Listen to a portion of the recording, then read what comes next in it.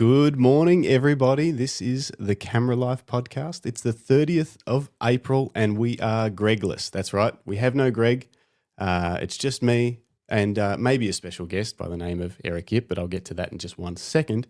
This show is brought to you by Lucky Straps, and it brings you the show 2 times a week. Monday nights, the Random Photography Show, and then Thursday mornings today, we bring on iconic photographers to talk about their journey, what they're up to, their gear, everything. We dig into all of it. And that brings us to today's guest, Eric Yip. Good morning. How are you? Oh, we've got no sound. Hold on. I can't hear you. Can you hear me, Eric? You can hear me, but I can't hear you. What has happened? This is bizarre. First time Greg's not here and everything's gone. Got that. I wonder if the people in the chat can hear you. This is very, very interesting. I'm just going to bring you out and bring you back in again. Try that. Nothing. What is happening? Oh my gosh. All right. Bear with us. Maybe someone can help. Help chat. Can you hear Eric?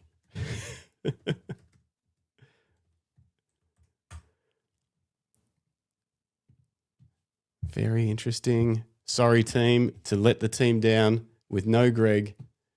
And we've ended up with, maybe it's my internet. Private chat.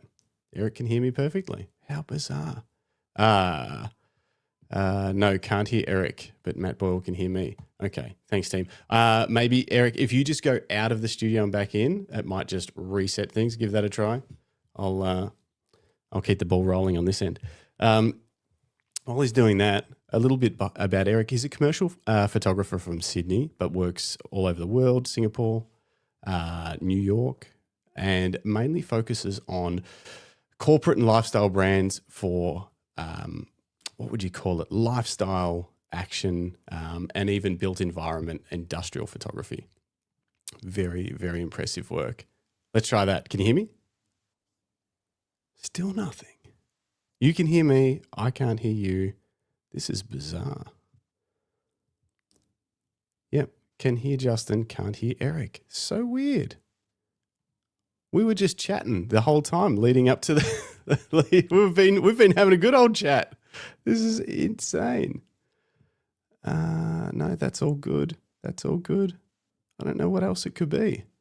Maybe go into your settings down the bottom, Eric. Go to the audio section and just double check that your mic is still set to MacBook mic.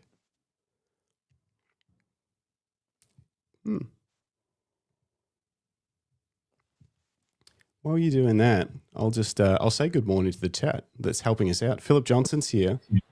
Paul's here. Oh, I hear something. Does that work now?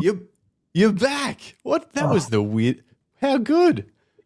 It said microphone something.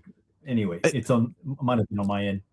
Yeah, it must have been when our video played. Maybe it like muted it and it didn't bring it back or something. That was so strange. Anyway, we'll kick it off now. Actually, let me just finish saying good morning to everybody because they've all been helping us out. Troubleshoot. Matt Boyle's here. Paul is here. Phil Thompson's is here. Who else is here? Everyone's here. Okay, perfect. All right, Eric, you're here. I gave a little bit of an intro, but let's just recap. Can you give me, in your own words, a quick 60-second rundown? Who are you? What do you do in the world of photography? Okay, well, if we stick to photography, right now I'm a commercial photographer. Right. Okay. I shoot images in the lifestyle and built environment space, which is used in commercial advertising and brand work. Right. So a lot of it is brand work now because the advertising space is evolving. Yeah. Okay. But true and true, I think as a photographer, I'm a documentary photographer. I love walking, making pictures, being in culture, shooting religion. Yeah. Okay. Food. So travel is my soul. Yeah, let's put it that way. Yeah. So that's so interesting because obviously you've built an amazing commercial photography brand, EYXL. eyxl.com.au is the website. If anyone wants to check out the work, we'll probably bring some of it up later. And it's pretty heavily focused on, what you bring to the table as a commercial photographer for brands. But you describe yourself more as a Travels Your Soul documentary, and you said you just got back from China. Yeah, I did. Well, just on that, it's just the storytelling which really appeals to me, right? So I bring that to the commercial work as best I can, right? But commercial photography demands something completely different, right? Yes. Time is often not the ingredient that they give a lot of to the production, which means you've got to get things done as quickly as possible. But time is also the magic ingredient for good photography, right? You look at amazing street photographers, you look at war photography at the time, they're spending a lot of time and presence in front of their subject, right? National Geographic, these projects go on for years. And then you pick 6 pages of images to use, right? Yep. So I think that's the big difference, and that's how I try and bring what I believe I love into the photography for my clients, right? But if I won Powerball today, right, I'll be living in villages and traveling countries and getting real deep into the culture, right? So that's the difference, yeah. Really? So that is your passion. That's your love, traveling, documenting. That's so it's so timely. I actually leave to go to Indonesia for a month on Sunday, and I'm currently just prepping and packing my gear, putting a lens in, taking it back out again, putting it back in again, taking it out again, trying to decide what to take. What did you? So how long were you in China for? We were there for 18 days, 19 days. Mm-hmm. Yeah. Were you moving around a lot, or kind of fairly based? The goal was Shangri-La, and Shangri-La is close to the Tibetan plateau, so it's pretty high up. Mm-hmm. So what we did is we flew into Kunming, and we every 3-4 days would go up towards Shangri-La so that we acclimatized. Mm-hmm. You can fly in, you can take a high-speed rail, but you'll be suffering altitude adjustments and issues. Yeah. So it's just not what I wanted to experience. Yeah. Yeah. Right. So we spent all that time just heading up there, and then once we were finished, we just took the 5-hour train back. Yeah. How much gear did you take? Too much. Okay, so it's not just me. That's good. I remember me and my wife, we climbed a mountain in East Malaysia called Mount Kinabalu, and that was about high 3,000 meters or so. And I carried a 60-liter pack full of lenses, 2 bodies and whatnot. And after that, I said to myself, never again. Learn your lesson, right? Learn your lesson, because you don't use half of it. That's to begin with, right? Yeah. And you can't approach it, as I've got to cover failure points, right? It's not a commercial shoot, yeah. But yes, this time I did my best. Bags over there, still hasn't been unpacked. I'll show you. Yeah, bring it. Let's. Since you asked, I had. That sounded hefty. I had 2 cameras, and that's it, right? So it was the ZF with the Voigtlander 40, and the Z8 with a 15 millimeter Voigtlander as well for the Z. Are those Voigtlanders both manual focus lenses? Yeah. And I decided to specifically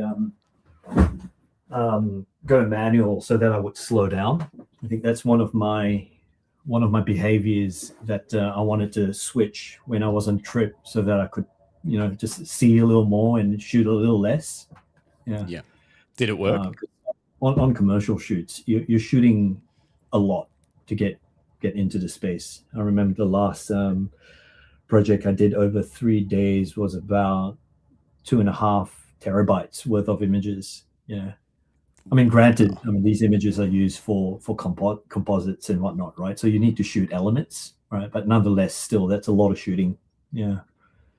Yeah, wow. So yeah, that was my gear. But still pretty heavy. That glass and 2 bodies. I think that weighed about 8 kilograms or so. Yeah, including batteries and whatnot. And I had to carry a lot of bats because it's just cold weather, right? It drains the batteries. Yeah. It is nice though now. How good is it now that you can charge batteries in the bodies? Like with USB-C. I remember traveling and you'd have to put the big bulky like 240-volt charger in or whatever. And then now if it's not a trip that I'm shooting a ton on where I don't need to charge like multiple batteries at once or whatever, you just plug the body into a power power outlet on your USB-C charger and off you go. I love that. That was I can't believe it took so long. Yeah.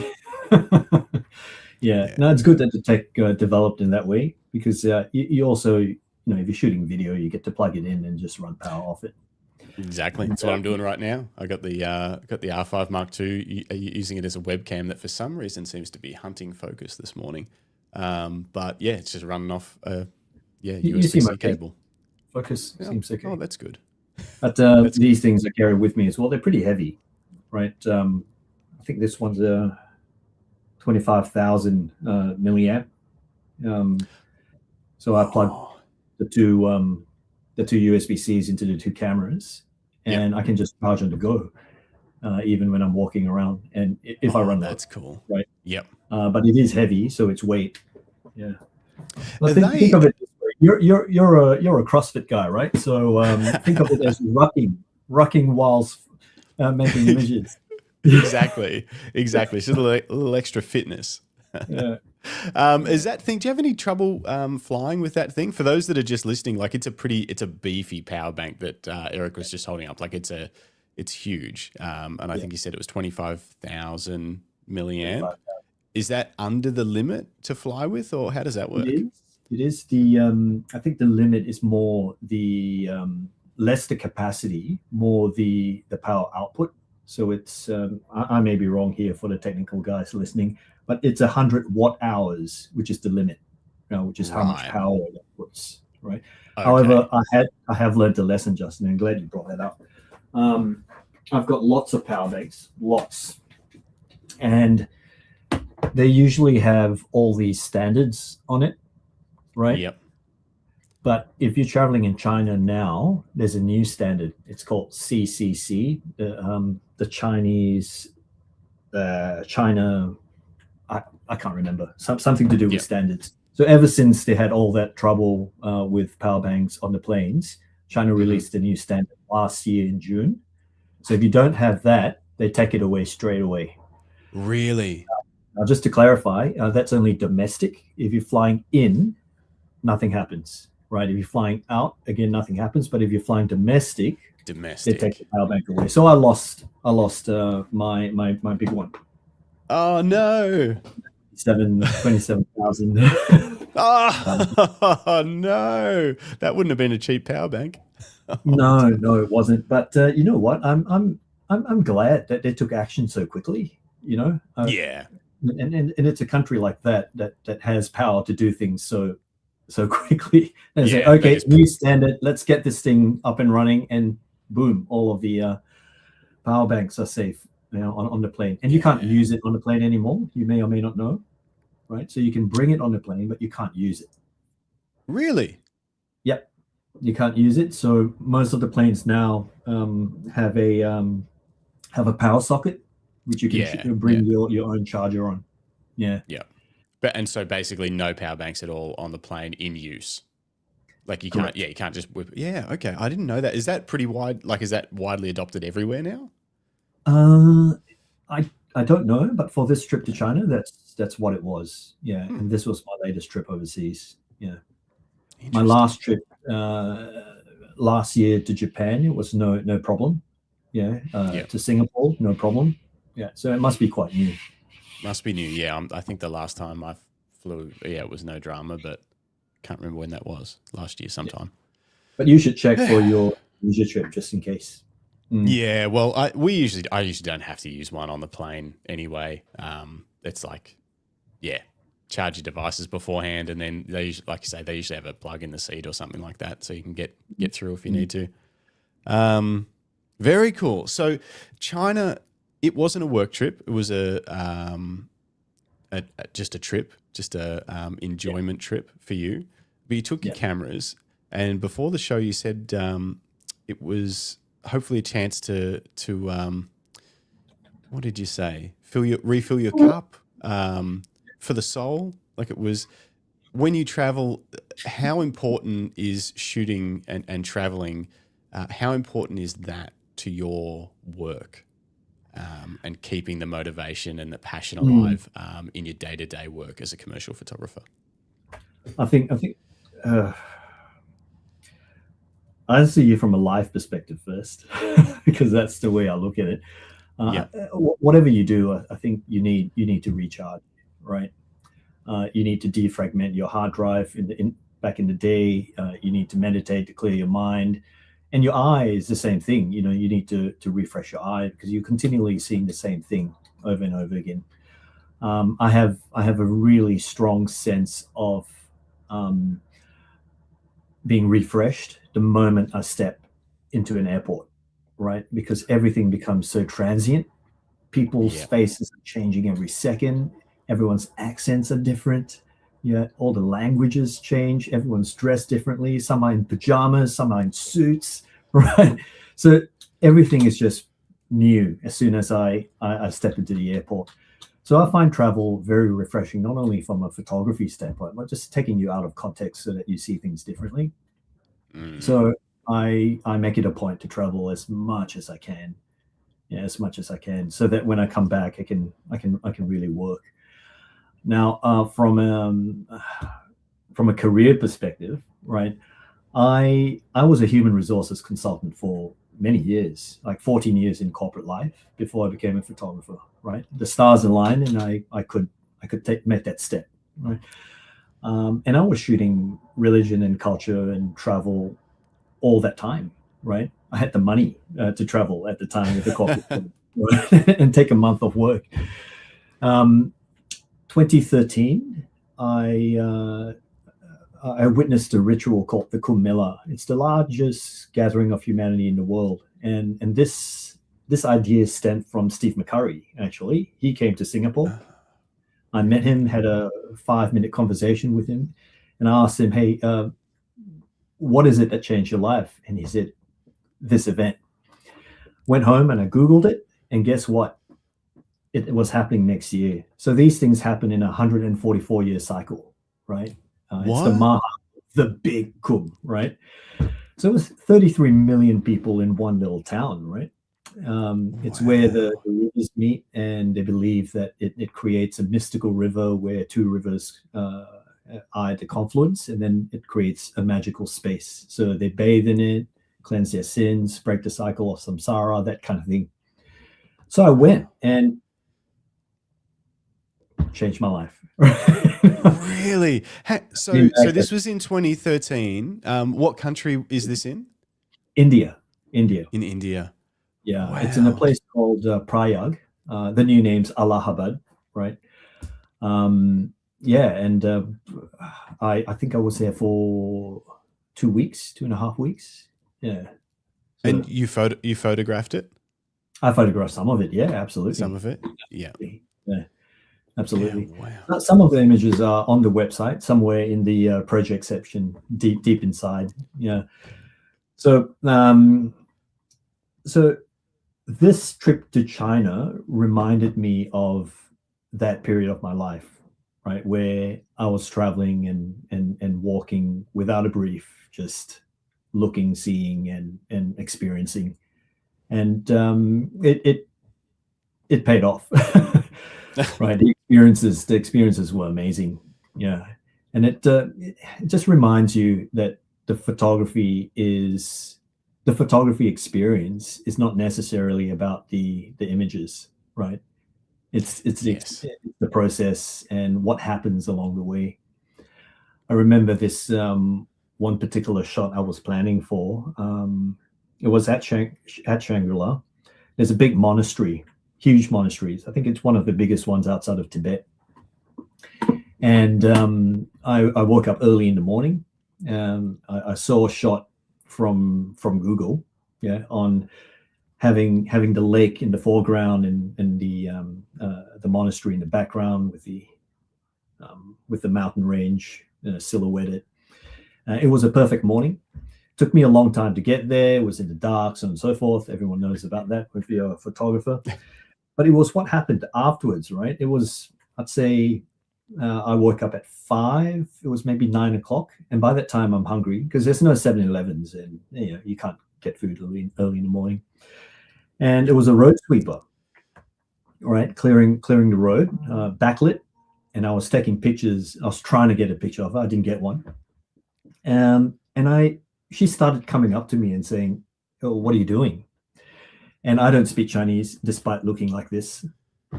Don't speak the language.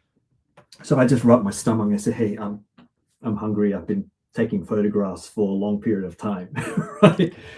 And she said, "Follow me." All right. And she took me into like a Tibetan guest house, which she was the owner of, after half an hour of a duck and a chicken trying to figure out each other. I figured out that she owned the place, and she fed me bread, yak tea, noodles, meats. It was a big breakfast, and that experience was, it just reminded me of the type of things that I'm chasing all the time. That connection. Yeah. And because we couldn't speak the language, all the chat was about the images, right? So here's what I was doing, and with that, you don't need to speak the language. You're just showing pictures, right? Yeah. That's amazing. And it's one of those things that you can't plan for things like that to happen. You can just put yourself in the situations where that might unfold. You can't go on a trip and say, "Oh, my goal is to end up in a guest house," but without planning it and hopefully get fed a nice breakfast. Like that. You can't manufacture that kind of experience. You just have to, follow. Well, I guess follow your. You use a very good travel agent and pay a lot of money. You would. Yeah, but it wouldn't be the same. Yeah, indeed. Wow. Yeah. Okay. So you really do use the camera as a way to experience the world, to go on a journey, and where the image isn't the most important outcome. It's enhancing life, I guess. Yeah. Just to give you some numbers so that it has effect. I think I must have shot 4,000 images, right, on that trip. And maybe you'd pick 10, right? Maybe you pick 20 most, right? So, if logic prevails, the photography is never the outcome, because there's too much of it to fit into, the output of just the images. Yeah. Switching gears a little bit, and we will dig back into your career change. I want to find out all about that because that's fascinating. But so you might select 10 to 20 images out of these 4,000. What have you learned about that process of editing and selecting images and an image set for a purpose through your career? Because obviously you would have worked with, with representation with agencies for your commercial work. You work with clients who you have to provide images to and then see what gets selected for campaigns and things like that. How do you think about selecting images from a large set that you've shot? Yeah. I think this is probably one of the more underrated and the process that gets the least attention, I think, these days, unfortunately. The editor used to be the one guy with the most important job in a magazine or book, right? Because he or she would be selecting the story. They'll be picking out of 1,000 rolls of film that were sent back by photographers, and that picks 6 images to tell the story, right? So with selection, I think in a whole set of images that you shoot for a project, there are multiple stories within it, and making sure you understand what you want to say to begin with will guide the selection, will guide the edit, right? And by edit, I mean the selection, not the photoshopping and the color grading and whatnot. Yeah. So to answer your question, I think the one key thing is knowing your story, right? Knowing what you want to say, and out of a shoot, you'll get multiple stories coming out of it, depending on what you want to say. And then below that, after you make the selection, will be the grading, the compositional elements that will then help with the story, right? So a lot of, I'll give you an example, a lot of cinematic images, as they call it, that want to be letterbox tight, right? So that it focuses on the eyes or focuses on the landscape, right? So all of those are simply tools to the message that you want to create with a small set of images. Yeah. That's actually a really good point. I don't know if I've ever thought about it in that way of that maybe I shouldn't. I'm trying to think about how I go about it. And I think I go about it differently depending on what I've shot, but that I probably shouldn't be editing. And so I shouldn't be, I'm trying to think of it. Let's say selecting is choosing the images and editing is actually editing the images. That I shouldn't be editing them prior to figuring out what the story is in the selection, because that can then inform the edit. Is that what you mean? As in choosing the crop and if you're going to change the crop of how you originally shot it or something like that, or how you're going to grade and treat the image in the edit, will be informed by the story that you're trying to tell with the selection of images that you've chosen. Correct. Yeah. Now that's only one perspective, Justin. At the end of the day, everyone shoots how they feel. Yeah. Right. On my ZF, it's always in monochrome, right? Just because I see the light better and whatnot, but also because I like shooting in monochrome, right? Yeah. It makes me feel something, right? And some people I've seen shoot in 16:9, right? The drone guys, for example, right? Yeah, they're shooting in 16:9 all the time. But I say, but aren't you, underutilizing the sensor, right? It's a 4:3. He goes, well, no, because it makes I can see it happen, and then it informs me right now what I have to shoot, right? Yes. So I think everyone has their process, so it's whatever works. But the way I would do it is, I would find my story first, right? And then start to massage the image accordingly. Yeah. Okay. How does that work with commercial?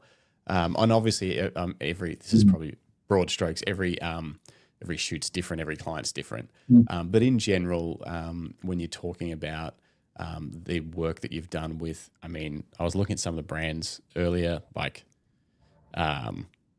Snap-on Tools, NRMA, Commonwealth Bank, Barry's Boot Camp, Adidas. Which also, since you've worked with them, is it Adidas or Adidas in Australia? What's the rule on that? What do you when you talk to a brand like that? You say Adidas?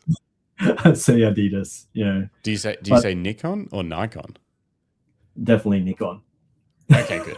I was just checking. I find Nikon's very American. Yeah, but Nikon. Yeah, Nikon. I grew up in Commonwealth countries, so Nikon. Yep. Okay. Yes. When you're working with these big brands, do you have any input on the selection? Like, does it go you shoot and then you do a selection and then they choose from that selection how they want to use that in their branding and things? How does that work? Okay, it's ideally, and the way it should work, it's very collaborative, right? So you shoot a series of images and then you shortlist together, and then together with the art director, creative director, you'd finalize on the key image to use. Yeah. And when it's work in ad or commercial, there's always other factors that come into it. It's not necessarily the best, most emotional image. It's what image is in the right crop, whether the brand can be seen, whether there's enough space for copy. And a lot of this stuff can be managed in post, right, through design and extensions and whatnot else. But on set, you're shooting with those criteria in mind as well, right? So it's a collaborative approach. Everyone has an input, which makes commercial projects complicated, right? Yeah. It's not just your sense, your feel, and your eye, right? It's all of that.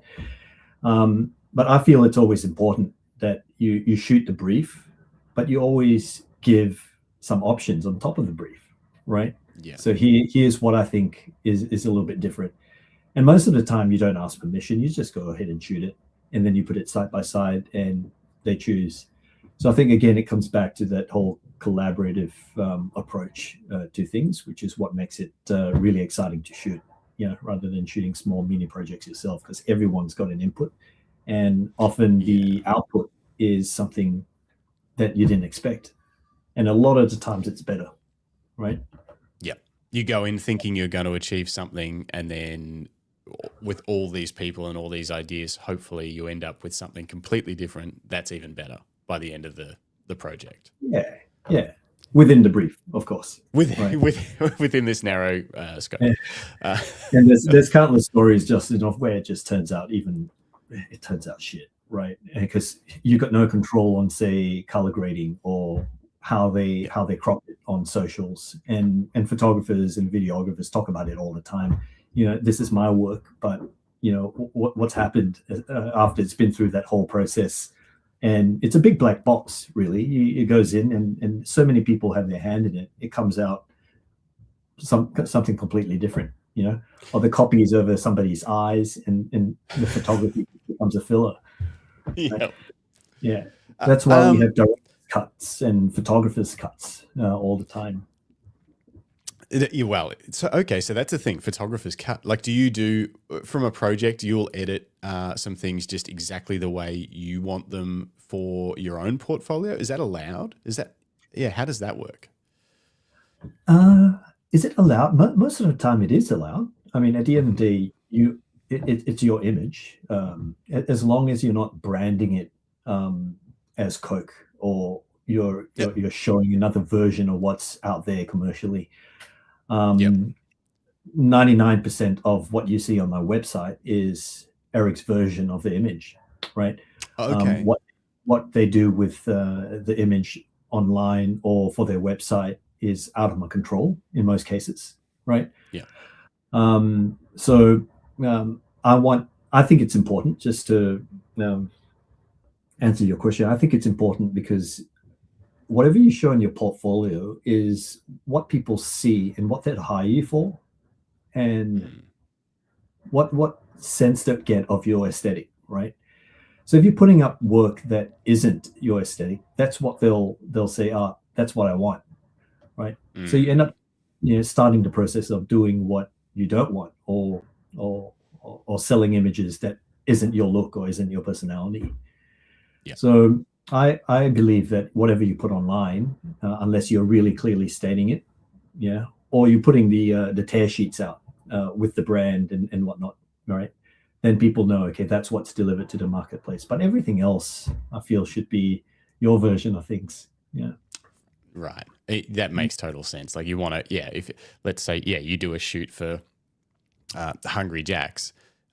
You want to put on your portfolio the 3 images that really resonate with the way that you like to work, not the other 20 images that fit the brief but weren't really what you were kind of, not really the work that you're looking to do ideally, kind of thing. But you've always got to do that stuff. Yeah.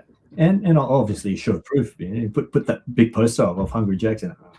Someone eating it. That's what they've chosen. It's a successful image. So yeah. So you're in a commercial world that I don't really understand. I've done a lot of commercial work, but not in this level. Not working with brands that have art departments and things. Never anything like that. For me, it's just like I'd shoot what they want. We work on it, and then I send them all the edited images, and they just do what they want with those, or I help them do what they want with those. But they get the edited file ready to use in their catalogs or whatever. At my level of photography, there's always this big discussion about whether you should or shouldn't provide raw images, and you know what the right thing about that is. That ever a debate in your world? Does every client request raw images to be included in their project so that they can then later on do what they want, and how does that get navigated at your level? Okay, I wouldn't term it as level, because space. every client's every client's a little bit different. Yeah, but I get your question completely, and it happens everywhere. Yeah, so the clients that feel like they need control over your work, they'll ask for the raw files, right? And those are typically smaller firms that, understandably, they want maximum utility of what they're paying for, right? And giving them the raw files or requesting the raw files facilitates that, right? If I have the raw file sitting in my drive, I can go back to it at any time and make it as good as Eric, or I give it to Justin and he'll put his flavor on it. If it's a larger firm, which I believe has potential to use the images for much wider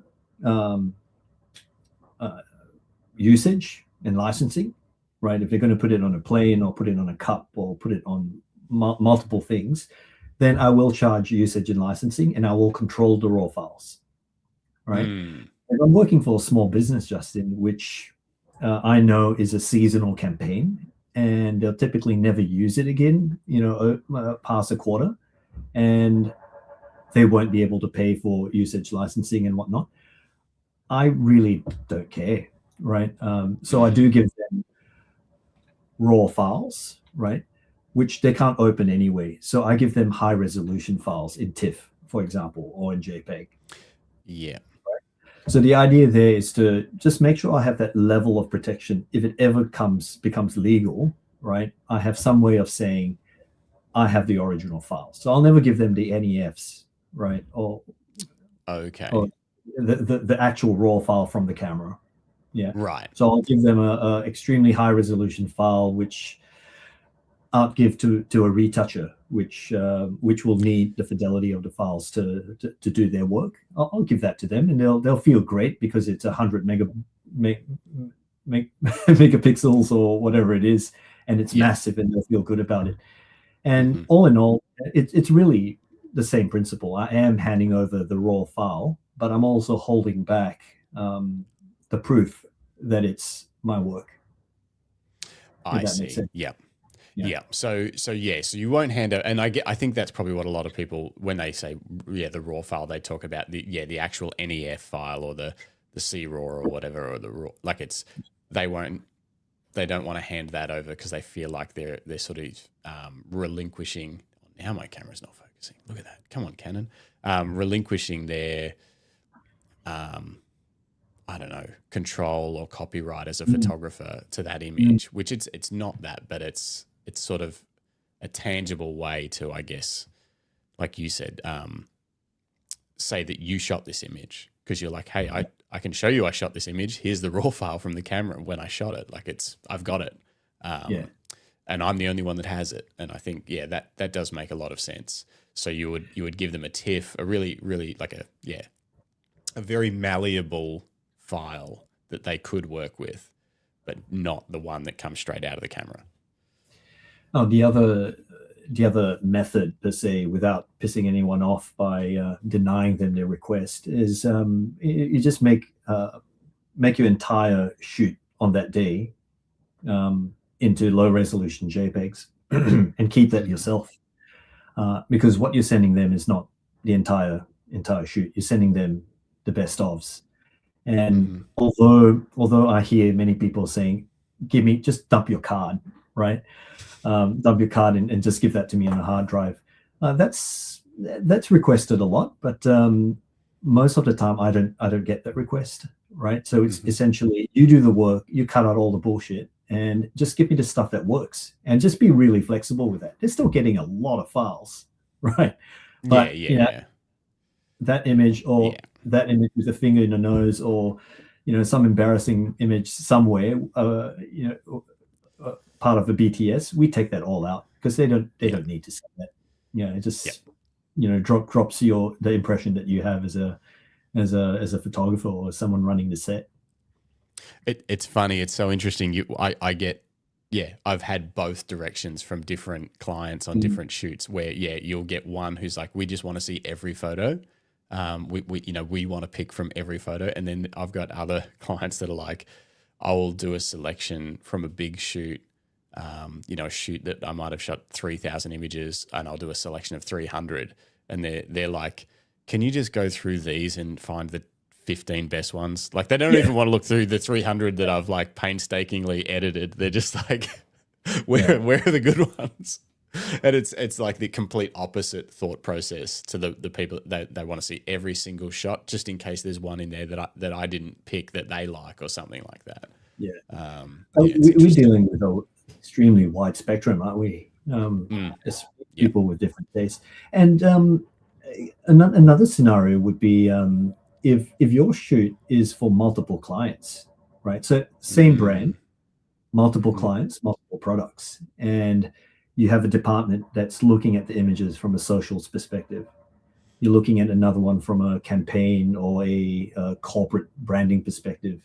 Then you have another one looking at, I don't know, point of sales imagery that goes on, in the shop front. So everyone will have their different take on what they want from the image. And that's another scenario where handing them a very wide spectrum of images is very helpful for them, rather than us using our one mind to filter down, and they might miss out on a lot. So I'll typically give them an option, right? So a folder saying complete, a folder saying adults, kids, socials, and they pay for that service, obviously, because it's a lot of time to review. And I was about to ask that, because I was talking to a client recently that was sort of saying, like, it would be really great if I could categorize in multiple ways, so by product, by specific shoot, that kind of thing. Even they've got product, but then they've also got departments. It's hard to explain, but it's like a single photo could slot into multiple places. And I was like, I could see how, from a business point of view, that would be super handy, but also that's going to take me a long time. And so, so that's a service you charge for. Well, any, as a photographer, I think any time that you spend on a project should be charged for, right? Because any time that you're not spending on a project, you're not earning money, right? That's right. So 100%. Now, the just on that point, there's a lot of dark data. I mean, I think I'm safe to say, Justin, that you probably have a massive database of images sitting in hard drives, right? Oh yeah. 10 years as a wedding photographer, plus commercial work and sports stuff, lots of personal travel. There's photos everywhere. And it's the personal ones that probably take up the most space, because you've had so much life experience and you've documented it, right? But and the same thing for the clients. They're so focused on the image that they want. That the rest of the shoot just gets lumped somewhere, right? They want it. They want the safety of having it there. It's insurance, but it's not monetized, right? So I think it's important that we translate that quite well, so that you and I can bring value to them, right? Say, look, you're using only 3 images from your shoot. There's probably so much more that you can use. Can we go back to that data and just review what's possible? And what happens if we extend it over the last 2 years, 3 years, right? And, for us, I speak for myself and generally, right? Wedding photographers would have, close the projects, right? But if you go back 5 years and you look at it with a different eye, right, you could come up with multiple narratives and you could possibly end up with different images in that portfolio, right? Yeah. So there's a lot of stuff there that I think that we should be able to make money from and to make use for ourselves, right? Yeah. Terabytes of data just sitting right there. Exactly. And that's, I went through it a little bit last week. I was doing a bit of a cleanup. I've got a messy but functioning kind of file management and archival process. And I was trying to get back on top of that. And I was seeing shoots in there that I was like, oh, I've got to go back and look in there, because I know there was more in there. Maybe it was a trip or something like that. I quickly whipped through it, found some images I liked, but I know there's more in there and I just haven't been through it. And I almost feel like I need to dedicate a quarterly, 2-day period or something where you can just go deep on the archive and do that kind of work or something, but something scheduled in to remind me that it's like, hey, go back through and looking at it from a client's perspective is actually a great idea. Go back through that client and just see what's there. What could they still use, or that's actually, or repurpose, or reimagine for a new product. Like, hey, this shoot worked really well 5 years ago. We should basically do a similar thing for that new product you've released. There's no point reinventing the wheel. We could just kind of reimagine this thing we already did a whole lot of hard work on. You also reinforcing the value, right? Of your relationship. Why get a different photographer when I've worked with you before? I know your stuff. I know the processes. I know your eye. I know the brand. I know your messaging. Yeah. And if you can go through another layer of value, then it's another sticky point, right? For you to stick with you as a partner, as a visual partner. Yeah. Do you find, and I'm keeping an eye on the time, because if Greg was here, he'd be desperate to find out how you when you picked up your first camera, and I do want to find out about that and then find out how this all evolved. But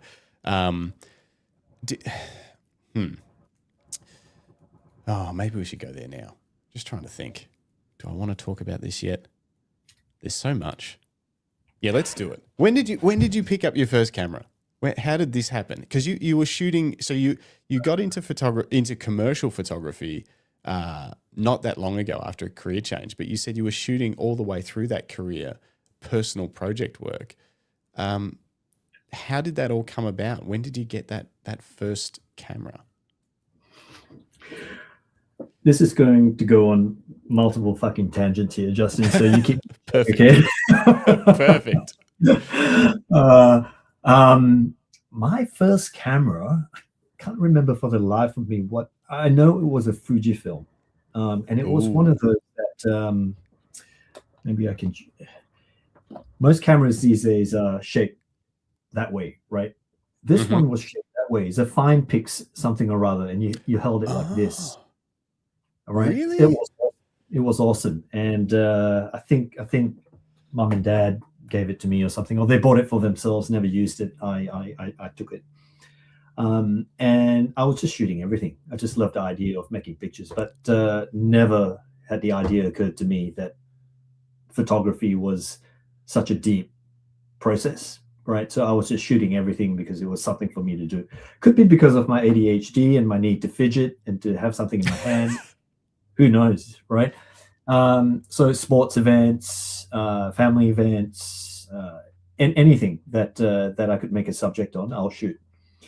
Then when yes. Was it this one? No, it wasn't that one. It wasn't that one, but it looked like something like that. It definitely looked. Wow. Oh, okay, maybe there, that one that said Dan Cooney 4700. Yeah, that looks like it. Wow. Yeah, digital fine pix 4700 zoom. CCD sensor. I think it's about that big. You might not be able to see my, but if you have a pen, it's probably half the size of a pen. That was the SD card at the time. Wow. I came from film, right? So that was my first digital. I think my first film was a Nikon N. I don't even know what it is now. I can't remember. 30 or 50, something like that. Yeah. And some darkroom stuff, which is way back in my life. So during corporate, I shot on a yearly basis, and I traveled to shoot, right? And 2013, that's when I mentioned to you earlier. That's when I had that massive experience and started to shoot commercially. And I was very lucky, very, very lucky to have met a man that was honest with me. And he said, "You're going nowhere in your career as a photographer, with the images that you have." Right. What did he mean? What did he mean by that? He meant that as a commercial photographer, you'll fail almost immediately if you go out to market with your current portfolio. I wasn't as good as what I was. Let's put it that way. And okay. I wasn't as good as my friends and family said I was as well. So don't listen to your family and friends unless they're exactly in the same space. Wow. Yeah. Okay. Well, so let's back up a tiny bit. So you had this amazing life-changing experience. At that point, you were still employed in your career. And at that point, had you been building up a portfolio of commercial work already, or did you come away from that experience and go, okay, I'm going to start trying this commercial photography thing while still working? Yeah. No, it was, so I had not built up a portfolio. It was all based around travel and art. And the idea was to shoot documentary and stories and that kind of thing. Mm-hmm. Once I came out, I realized that I couldn't make money from it. And within a year, all my savings would be gone and that kind of thing. So I started trying to get into commercial work. And that's when I met Jeff, who was very clear to me about my portfolio. I did not piggyback my photography with my commercial, with my corporate job. It was cold turkey, which is I think it's something that I will tell my son never to do, to transition rather than to go cold turkey, because it was very challenging, really, really hard. Because you have a lot of time to self-criticize, right? You have a lot of time to play with your head, But again, I had a lot of time to work on what I needed to work at. So I spent a year and a half to 2 years working with my mentor, and he obviously guided me and set the standard and taught me the skills that I needed to kick off properly, rather than to be fooled by my own self and my own self-worth on what would work and what wouldn't. How did you find your mentor? You know what? Very, very lucky. All right. So he had an exhibition. His name's Jeff Ang, and he's based in Singapore. Very, very established photographer. He had an exhibit with Leica, and I was interested, so I went to see it. And after the show, said hello, and we got on quite well. Had a coffee, and that's how it started. I think maybe in the next month, I was helping him out in his studio and assisting, and just working alongside him all the time and absorbing whatever I could. And so, were you based in Singapore at that time, or traveling, or you were based there? Yeah, based in Singapore. Okay. So I was working with Telstra to begin with, right? Bids and marketing, commercial contracts and whatnot. And I think I moved there 2001. About 2001. 2000, 2001, we're there. Yeah, and you were still there in 2013, 14 when this sort of transition was happening. Correct. Yeah. But during my time in Singapore, I was traveling a lot between Thailand, Singapore, which is where I worked, between Thailand and Singapore, other parts of APAC, and obviously come back. I was in Australia 4 times a year at the time. Yeah. So it was a lot of time on the plane. Yeah. Do you think it's? Did you learn more about working with corporate corporate clients. Grab that if you need to. Yeah. Did you learn more about working with corporate clients from your mentor or from your career? Okay, specifically corporate clients, my own career. Yeah, because Jeff was a advertising photographer, right? So he was a different league, basically. He was shooting global campaigns for fitness, cars, lifestyle, fashion, that kind of stuff. And it was always big, right? My work is, I'd say, at a corporate national level at most. Yeah, national, regional level. Yeah. So to answer your question, that was more so my path in my photography work as it evolved, right? When I moved back, the idea was to pick a certain niche, right, to focus on, and that niche was sports and fitness and lifestyle. Which is why you look at my highlights page, you'll see it's a lot of fitness work, and it's because I like shooting beautiful people, healthy, nice colored skin, nice moving bodies. Yeah. So that was the pick, but the work that I received from that portfolio was at most 20%, which is quite odd, right? So people look at the work and say, okay, if he can shoot people that move, then he can shoot people that don't move quite well. I can see some colors here which I like. He can do stuff on location, and he can manage the light there, so therefore he can do it for for a guy in a suit, for example, right? So I think that's the idea. It wasn't that I like the way he shoots fitness, I'm going to get him to shoot some fitness work. So fitness clients are a much smaller part of the portfolio than my highlights reel.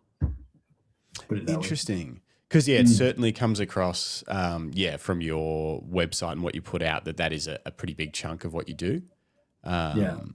But obviously, I mean, I have a bit of exposure to the fitness world, and it's not there's not as much money in that world as there is probably in other industries, I would say. I'm not sure what it's like at the sort of the national level and things like that, but it's certainly. It's probably not as many campaigns and things like that coming out of just general fitness as there is out of, I don't know, Telstra. Don't you think that's across the industry? So, I mean, a lot of it's going to, UGC type work or influencer work. Well, it was first influencer, and then that lost a little bit of momentum because of credibility, and then more user-generated marketing. And then now it's moving into that whole AI phase and doing it yourself. So I feel like it's not only fitness. I think it's any industry. Right. So we're just adjusting to that as best we can. Yeah. Do you think it's harder now to make a living with this style of work than it was when you started in 2013, 14? I don't mean like if you transplanted yourself with your skills now back then, would it be easier or the same or harder? Is it just are we all in a constant, everyone always seems like, now with AI it's going to be horrible or whatever. But is this just constant with photography? There's always a new challenge to kind of battle against to maintain, I guess, a foothold in the industry and provide value. Yeah. Justin, I love the way you put it, man. It's just a constant change, and that's what always happens, right? Whatever time period you're in, you're always going to be faced with some sort of either technological or circumstantial challenge. If I think back on some of the images that stick in my head always, right? A lot of it comes from the classic photographers shooting war or shooting culture, right? Steve McCurry's one of them, right? If we go back to his time, right, the challenge was getting there, right? The challenge was getting access, right? But today, I could, if I put money aside, I could make a phone call and I'm in India tomorrow, right? Yeah. Yeah. Yeah.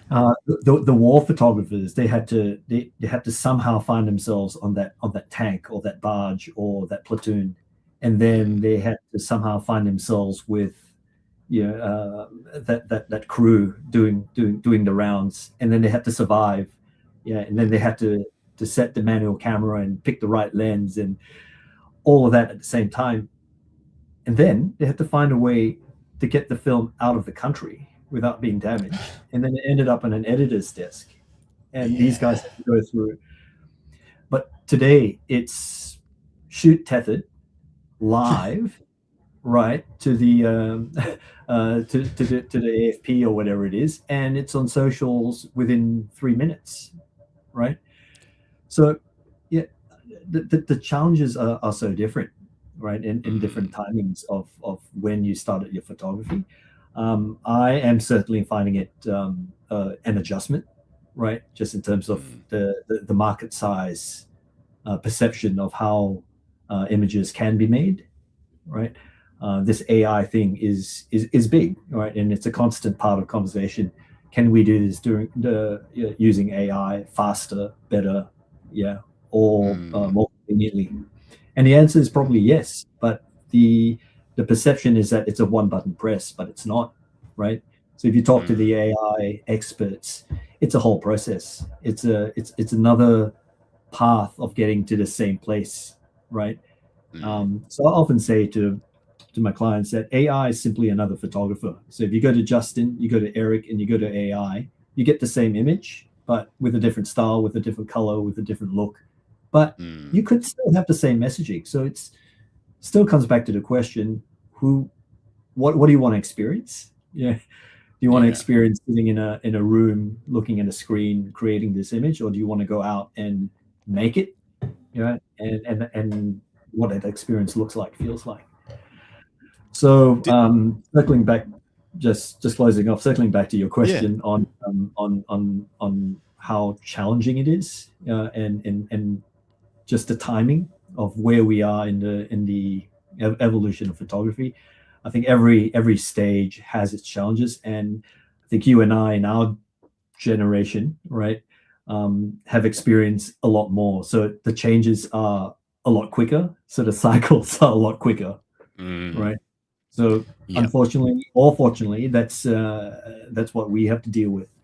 But once we find a solution and the market settles, I think there'll be another golden age where we get to really sit down and just utilize the tools and make the best we can without any friction between what we have in here and what we output.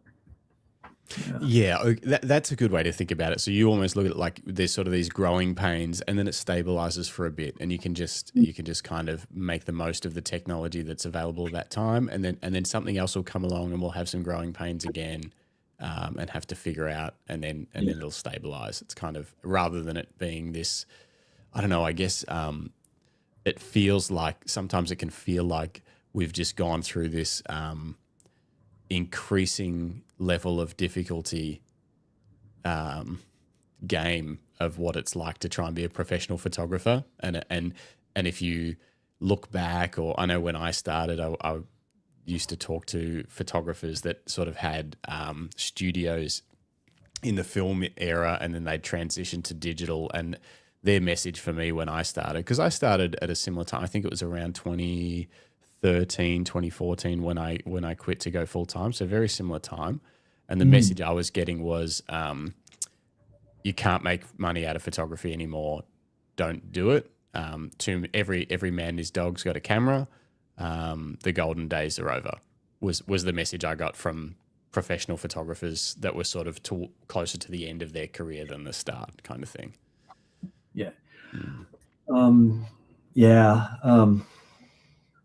This might sound harsh, but I think we really have to choose what we listen to and who we spend time with.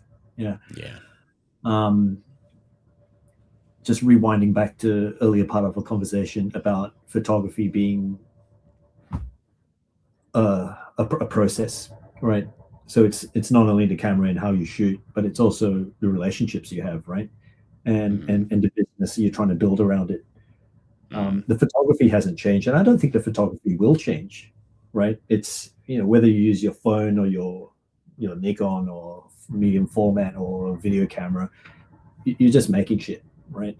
And like art, it's what people connect with, right? Yeah. And that connection's not only with the image, it's also in person, right? It's the business relationship, the trust, yeah, the fact that you might come up with something new and exciting because of how you see things, right? Yeah. So, and it reminds me of that lady I met, that sweeper, right? If I can't communicate with her, she's illiterate. She couldn't read. I couldn't use Google Translate. She couldn't understand me, but the image connects, and the that energy between the two people was warm enough for us to have an experience. Yeah. So if we can translate that to our clients, right, which is not only the image that we get delivered, but that relationship and that experience that they have. Yeah. One more tangent. Yeah, go. So Jeff, I remember sitting in with him once reviewing my images, and I said to him, I challenged him. I said, if my images are so shit, why are clients working with me? Why are you saying that I'm not going to make it? He goes, you've got to know, Eric, that people are working with you probably because they like working with you, not because of your images. Ooh. Right. that's like the ultimate compliment, not compliment, kind of like, gosh. Right. So that's cemented, right? So the idea is to have both. Yeah. Ideally, that stuck with me. So wow. Yeah. Okay. Yeah, and that's why sometimes you don't win work, right? Sometimes you don't win work. You look at it and you go, "Hang on, their works, their campaigns are not that great, or that series for that couple of years. I think we can push this a little bit more." But when you get in there, they love your work. They love everything that you do. They like you, but they just don't switch because that relationship's too strong, right? Yeah. And I think that's great for whoever's working with them, that they've done a great job. Yeah. It's exactly. It's you've really got to have a compelling reason for someone to make a switch like that if they're comfortable working with someone already. The only two clients that I still shoot for now, because I've sort of put most of my attention into Lucky Straps and the podcast. Actually, what are we at? An hour and 8 minutes. I should do a thing. This is the Camera Life podcast. We go live twice a week. And if you're not subscribed, please subscribe. You can join us in the live chat when we go live or listen back later. We're on Spotify, Apple Podcasts, all that stuff.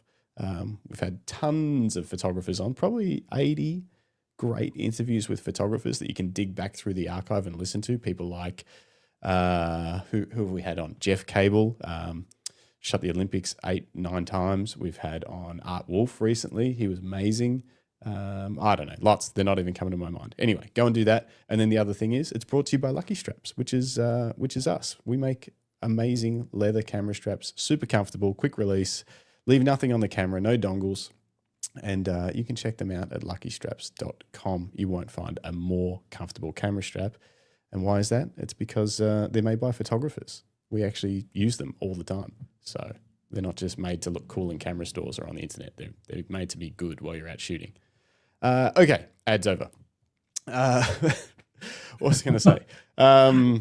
Very smooth. Yeah, very smooth. I've only got two clients that I really still work with now, and I think both of them. I'm sure my images are okay, but yeah, both of them are like, they don't need to brief me. They don't need to, it's easy. They're just like, hey, we need to do a shoot for this, and they know that I'll figure out what we need to do, and if I don't know, I'll ask questions. But they don't need to like spend all of their time and their energy that they're short on trying to make sure that the photographer is going to know what they want.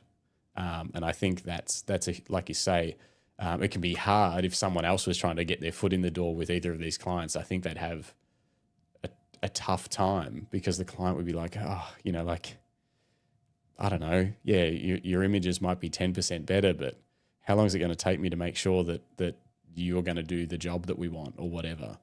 So that it can go both ways. It can be bad if you're trying to get in the door with someone, but it can be good if you've done hard work to maintain a client relationship and you're doing great work. Yeah, they'll probably stick with you. Yeah, and there's tremendous value in that, and business consultants will look at that as somewhat of a system that's in place, and it's an emotional system, right? It's there, it's constantly moving, reduces risk for them. Yeah, so it's definitely a value, and if when photographers look at that as part of their value add and part of their process and system and what they can bring to the client, I think they're building on their career more than simply their ability to make the picture, right? Yes. So that helps with preserving our careers in times like this, because we're easily replaceable when it comes to just taking the picture, right? Yeah, Easily that's right. It's everything that goes together with it. Are your shoots? I'm sure there's a big variety. I'd love to hear a bit of I guess a rough idea of what shoots can look like that you do. Is it ever just you? Is it how big could the team be on some of the shoots that you do? And what do those productions look like? Okay, smaller the better for me, but I hardly ever work alone because I overcompensate on gear. I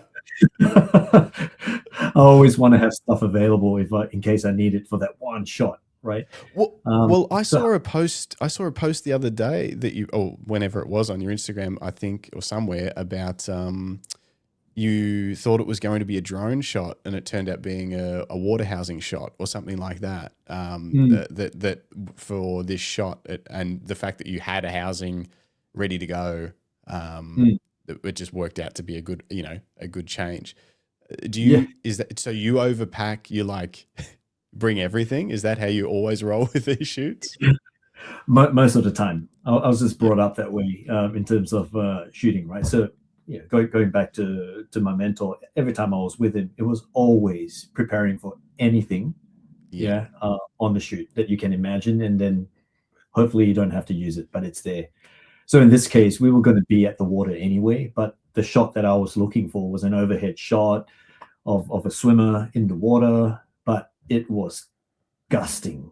It was gusting like crazy. We couldn't even hold our stuff together. So the drone shot was just out of no, it wasn't an option, right? So so I had that there anyway. But if I was going inland, I wouldn't be bringing my my casing. I'll give you a corporate example though. For a standard headshot session that I would have, right?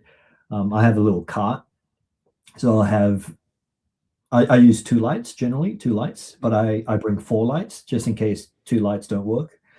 I'll bring 4 tubes, right, just in case I need to create a little bit of backlight. But more importantly, if I see a shot outside of the set that we've built, I'd love to take it, right? But setting up the strobes again wouldn't be an option. So if I have tubes which I can just move around with my assistant, then I can very likely make the shot, right? So I think the Humanity Group, I think it's one of the projects on my on my website. There were several shots in the environment of the office, right, which I thought would be useful to have in the portfolio for them to deliver. So when we moved around, it was really tubes, more tubes than it is. So would this be one of those tube shots or a strobe shot? If you come out, I'll show you exactly the one I'm thinking about. You go a little bit further down. Yeah, that lady leaning at her office. Okay. Yeah. Yeah. So that was her team in the background, and we just wanted to show her in the context of her team and what they do, right? So I think we had 5 minutes in between the shots with the next CEO, and we said, okay, let's move over here and let's see what we can do with this. So there was no strobes. It was really just tubes. Yeah. And for those listening that like tube light, how big are we talking? We're talking continuous, the new style of continuous LED tube lights that come from, what are the brands like? Is it Pavo Light? Nan Light. Godox do some. Tons of people are doing them now. Are yours really big ones, really long? There are two sizes. There's one, I think, 1.5 foot or something like that, and then there's another one that's 3. Yeah, I use the 3 foot. Okay. Yeah, simply because you can have a much longer reach with a 3 foot. Yeah. Yep. So I have 6 of those always in my bag, right? Just in case we need to put them anywhere. Okay. Yeah. What strobes are you using? Profoto B1s. Oh, fancy. Yeah. So I've used them for a long time, and the truth is, if I were to replace any of those lights, I might not be buying Profotos today. They're just really expensive, you know. And to me, I can't tell the difference whether it's a Godox or a Profoto, right? I know many photographers that say that they can, right? Yeah. But because I can't, and I'm massaging the image so much in post anyway, as long as it's lit, you know, I'm okay with it. Now, I'd say though that many shoots need to be perfect out of the camera, right? And for shoots like those, consistency and color are very, very important. So cosmetic shoots, for example, right, before and after, right? So you need the before shoot and the after shoot, and if your light's just a little bit off, everything shifts, right? Yep. So for those shoots, you really need to invest in super high quality lights, right? Yeah. If I'm running around on the beach, shooting hard light, right, which is a mix, I don't see a real need. So it has its place, Yeah. Now my that makes is with me sense. since 2012. They have not missed a beat. I have not even replaced a single bulb. Wow. Wow. So they've more than paid for themselves then. That's epic. And I've dropped them several times. Yeah, that does happen. I've smashed a few Godox AD200s, unfortunately. But that's more from just me not putting enough sandbags on the light stand than anything else. Okay, so and then are you shooting with your Nikons for all shoots, or do you use a range? Do you use medium format as well? 95% Nikons. Yeah, medium format is only when I need it to be on a hoarding, right? Then I'd use the Fujifilm. Yeah. But these days I'm finding it less and less needed to go high res. It's really unless you need to composite the files in a way that needs you to really overlay to create a really massive hoarding. The last job that I pitched for, I didn't win it, required a hoarding that was 40 meters long, right, for an airport. So that was the only real scenario where we had to do a panorama with 100 megapixel camera. Yeah. So I just rent those if I need to. Yeah. But other than that, 48 megapixels more than enough. Yeah. Yep. Yeah. Yeah. Nice. So you just rent them when you need them. Otherwise, you just stick with the kit you've got. And all right. Since we're talking gear already, quickly give me a rundown of lenses. What's in this giant bag or in this cart that you that you take to shoots? Two sets. Yeah. One is my manual set. So Voigtlander 15, 40, and 75. Voigtlander set. So it's native to my Z8. Yep. And Nikon Zs at 20, 35, 50, and 85.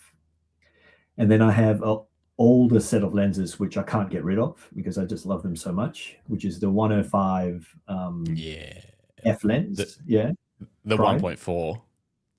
Yes. Yeah. Yes. How good is that thing? So sweet. So sweet. And the 35 millimeter as well, F lens. Yeah. So that's my series. So I don't use zoom lenses. So it's a little bit more challenging for me to get different compositions. I have to move my feet. But I have this 70-200 on my list. Yeah, which I use for a sports shoot last year. Yeah, I borrowed that from Nikon to test out, and it was super sweet. So I might consider that as my only zoom lens. Jim, who comes on this podcast regularly, also was when we shot weddings, it was Justin and Jim photography. So we worked side by side shooting weddings for like a decade. He shoots Nikon still. And he recently bought the 7200 Z 2.8, and he bought it and then had to have surgery, and it was still sitting in the box unopened when they released the 7200 2.8 Z 2 lens, and he was like,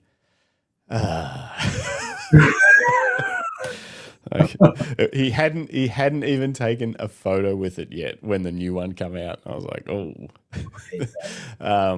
But that new one does look nice. I think it's a lot lighter, which is pretty cool. It's a lot lighter, yeah. Well, so, the same thing happened with me for my Mac Studio.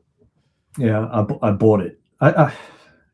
It's one of those things. You go, I need one. I'm gonna go buy it, right? Mm-hmm. And next month, the M2 came out. All right. Okay, forget about it. Yeah, you can't. It's too late. You just got to move on. But it sucks. It sucks. Would you say you're a gear person or not a gear person, or somewhere in the middle? I love new gear. Yes, I love new gear. 90% of the time, I want new gear though. I make sure that there's a lot of time between when I want it and when I actually buy it. And I just hope it goes away, right? Or I get too busy and I get distracted and it just goes away and I don't have to buy it. But I've done pretty well, I'd say, in terms of keeping things limited. The last thing I want is to be paralyzed with choice when I have to pack, right? Yeah. So I try and keep my packing list as I take everything I have, right, and make sure that everything I have is minimal. Yeah. So everything I described to you, I'll just put aside the manual lenses for commercial work. I'll put aside the manual lenses and I'll just go out and shoot that with my primes. Unless I'm doing some video work, pieces to camera and whatnot, then I'll bring the manual lenses because that way I don't have to switch, right? I just have lenses that kind of look the same. But everything else, lighting, Digitech stuff, power, all of that changes and evolves, especially the laptop. The laptop needs to be upgraded every so often. The wireless tether needs to be upgraded as I go. The A1 lights, I also use these to just complement and fill. Yes. Just not to say a replacement, but just another source to the tubes. Yeah. That's it, really. Yeah. So I have small lights, tube lights, and strobes. Yeah. Very nice. Do you ever get tempted by? Have you ever been tempted by other camera brands? Oh, I have a story for this one. 100%. 100%. Look, I like Nikon because it just somehow muscle memory, right? It's stuck with me for that long, and their tech has always kept up with everything. So love it. But the guys at Fujifilm, they are such wonderful people. wonderful, They wonderful, sure. wonderful. Well, I actually think it was originally Neil from Fujifilm that gave us your name. So thanks, Neil. Right. And I wanted a smaller form factor, and because the sensor's smaller, everything else just shrinks a little bit more. Right. That way I don't have to carry the weight and whatnot. So I tried most of their stuff. Right. I think the H series was the one that had a higher resolution sensor on it, and it also shot really quickly. Right. So it all went well. I did test shoots with it, and it was just beautiful. I think the ballerina shoot was a Fujifilm test. Right. I did a shoot in the studio with that. So it worked well with the strobes. It worked well with continuous light. Everything just fit. But somehow the shape and form didn't quite feel comfortable, and I couldn't get over it. Yeah. Yeah. So I didn't manage to make that transition. Yeah. Oh. So I ended up with the Z8s again. Yeah. And the GFX stuff would never tempt you enough to kind of just switch to that, go full-time medium format GFX. Well, the medium format need for me wasn't high, right? I didn't need that level of files. Now you have to also know that once you go medium format, everything down the line of your workflow kind of changes, right? Those hard drives won't be useful anymore. You need SSDs, and you need the best SSDs. You need multiple. You need to upgrade your processors. You need to upgrade your everything to be able to handle those files. A composite for me would be a 1.2 gig file on Photoshop, right? If I used the 100 megapixels as a source, it'll be massive, right? Yeah. So I won't be able to handle it, with my background. But I loved it. I took it out as well. I took what was the small one? The rangefinder style, the X100 version of. Yeah, GFX 100 RF. Yeah. Yeah, that one. Yeah. Really loved it. Yeah, I loved the idea. You could crop around in it. Yeah.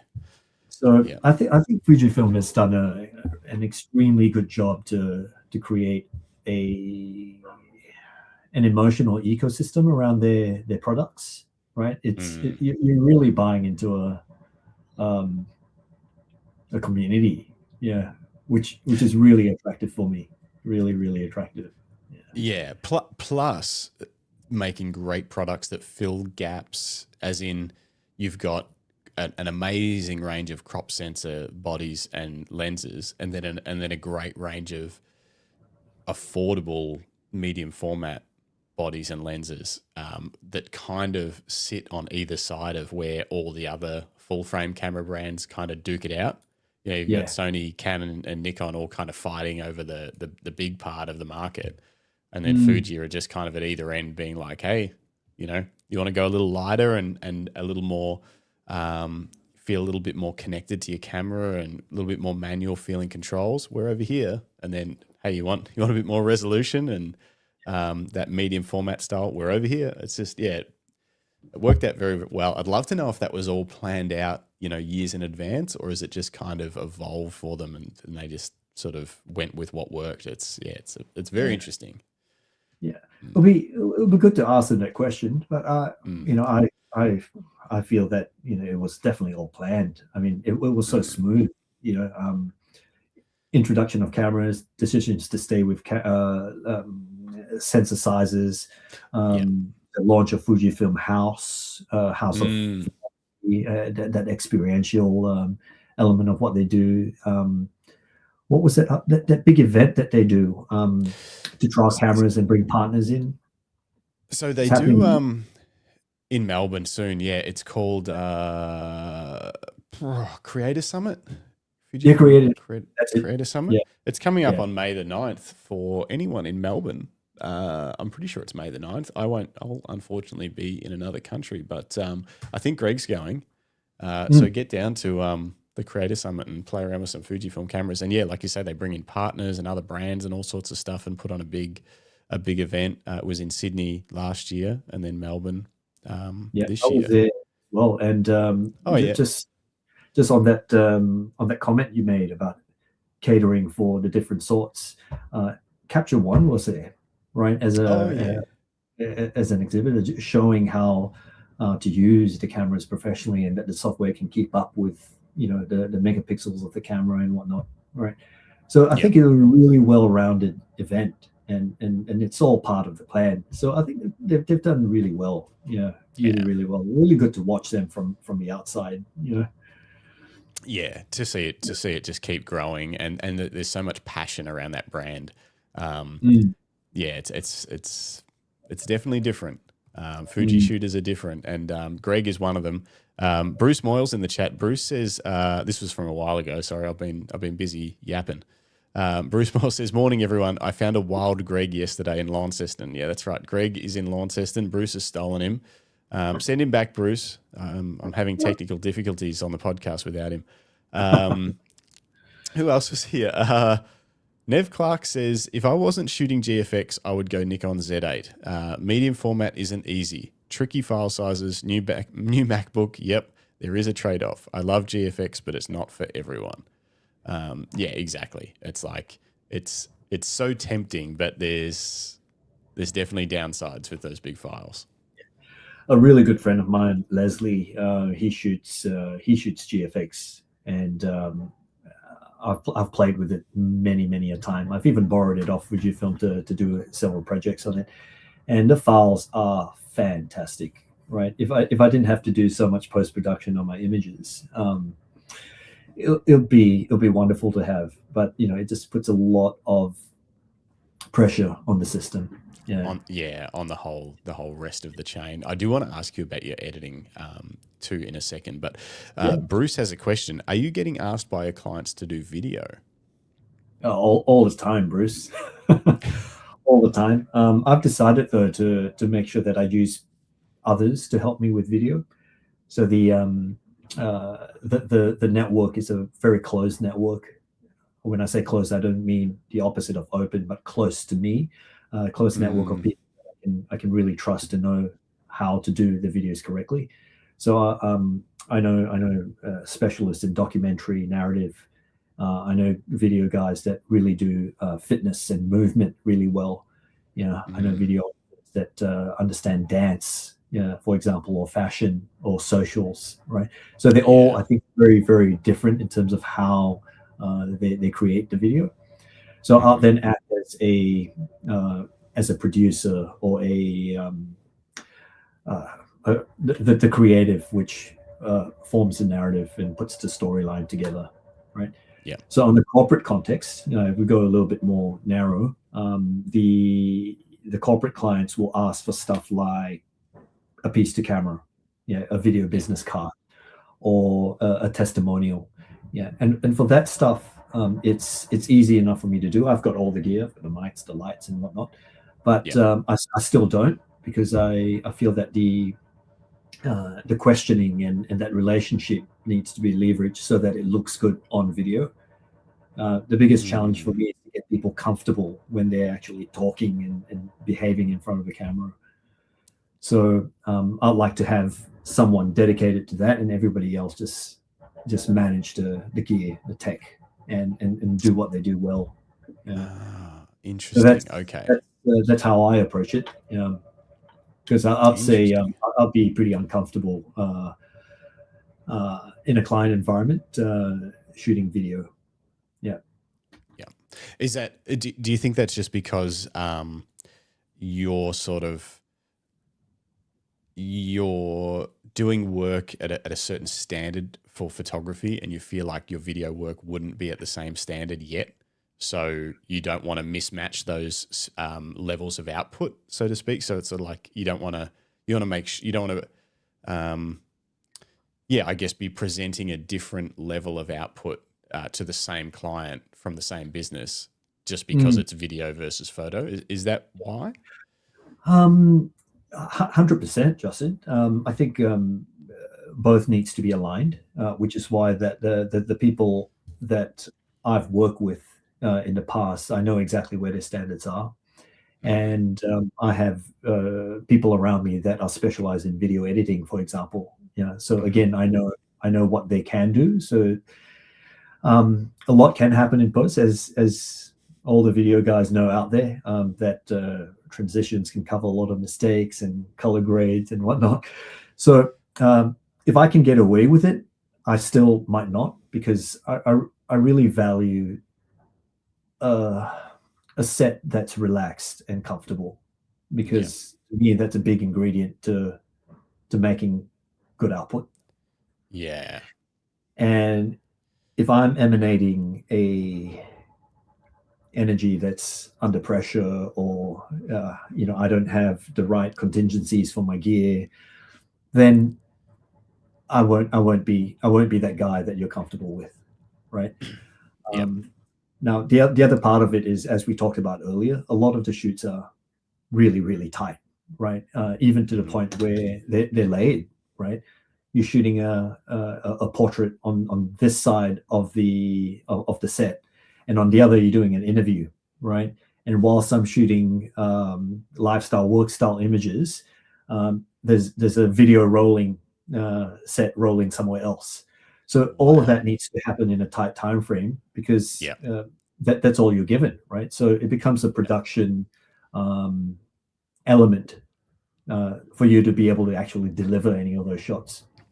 Yep. So that's Zog's shoot. The ladies from the UK, right? They were running underwater camera, underwater stills, above stills and socials all at the same time, right? So multiple things going on at once. So that's another reason why I wouldn't shoot a lot of the work that I've been hired for.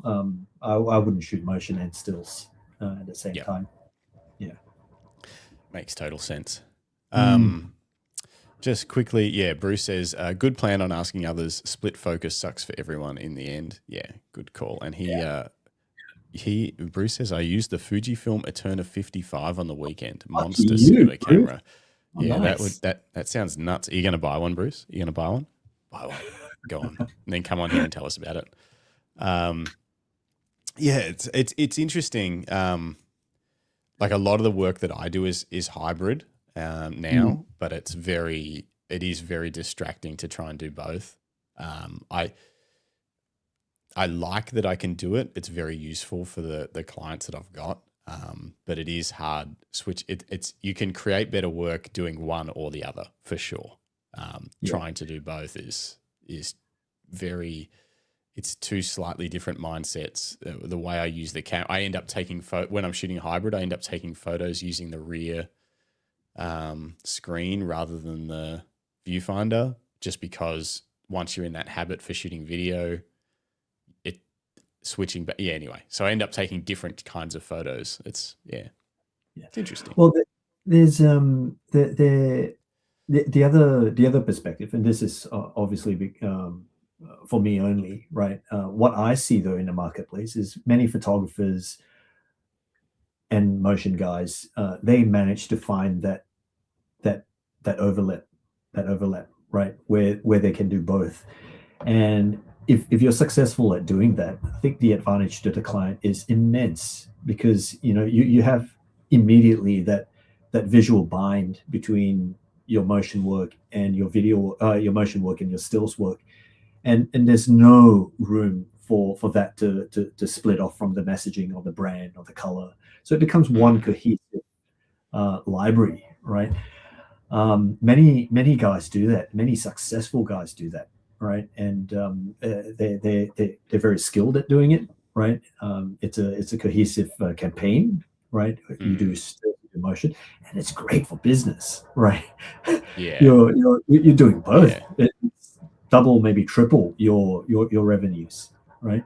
So you're behind. So these guys will be hanging onto the camera, but they've got their teams around them to handle the rest, right? So I think the structure holds them up to allow them to do that, but of course they have to be skilled first. The Australian guy, do you know Tim Mark Jones? Do you know of him? No, I don't think so. He's an example of this. He's wonderful to watch when he switches between stills campaign and video work. And when the video and stills come together as one, right? Yeah, to integrate the motion and the video work, really, really nice. Really, really nice. Yeah. Sorry, I just brought him up. How do I not know about him? His work looks amazing. Oh, yeah, very beautiful. Cool. I'll have to try and get him on the. You'll see him on billboards. Can't miss him now. Yeah. Wow. Very cool. Okay. And where were we at? Oh, sorry. Go on. One more thing. Yeah. I think talking about gear and tech, I think tech these days is just allows that to happen so much easier, right? Flip of a switch and you're there, right? So videographers, if you have the chance, get into photography, get into stills. It presents something different, changes your eye, and ultimately changes the value you have to your client, right? Somewhere or another, the market is demanding that, right? So you've just got to find a way to deliver. Well, whether you do it yourself or with a team or with AI or whatever, the market wants that, so that's what you have to deliver. Yeah, that's it. The market certainly wants it.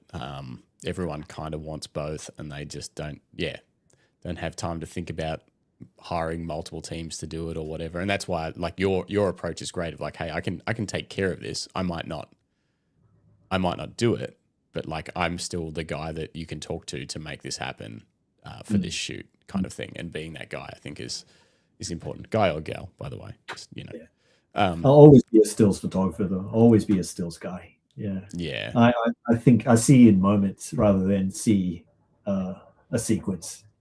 Yeah. Yes. It's, I wanted to be a videographer. That's why I got a camera. I wanted to make videos. I actually wanted to make wakeboarding videos. Believe it or not. I wanted to make, back in the day, sports like wakeboarding and snowboarding and stuff like that.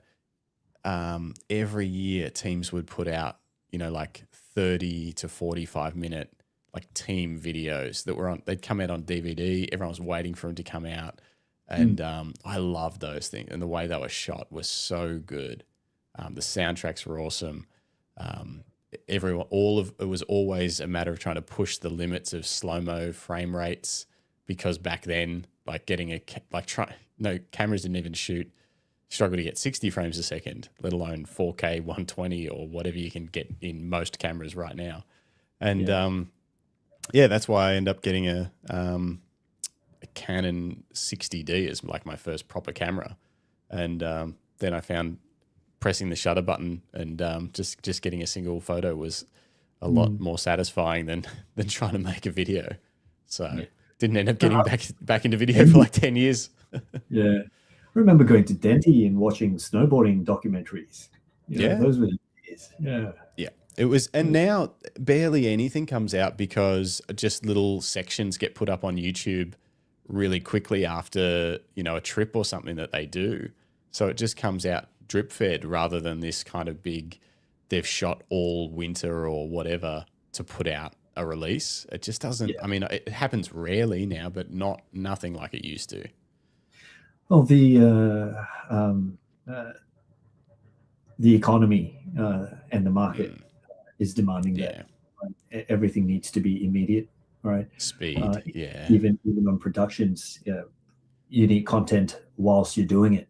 They can't wait. They can't wait 2 weeks for your images to be delivered. They need content of how you're shooting it, interviews with the models or the photographer or the producer, and all that stuff becomes content, right? And it needs to be continually fed out, and rightly so. I mean, people's attention needs to be serviced, right, in a way. Yeah. And that what do you call it? That anticipation builds up, right? Mm-hmm. Like, oh, that shit's happening, right? Okay, well, next week I'll come back to this channel and see what comes of it, right? Because I'll be interested to see how that shot turns out.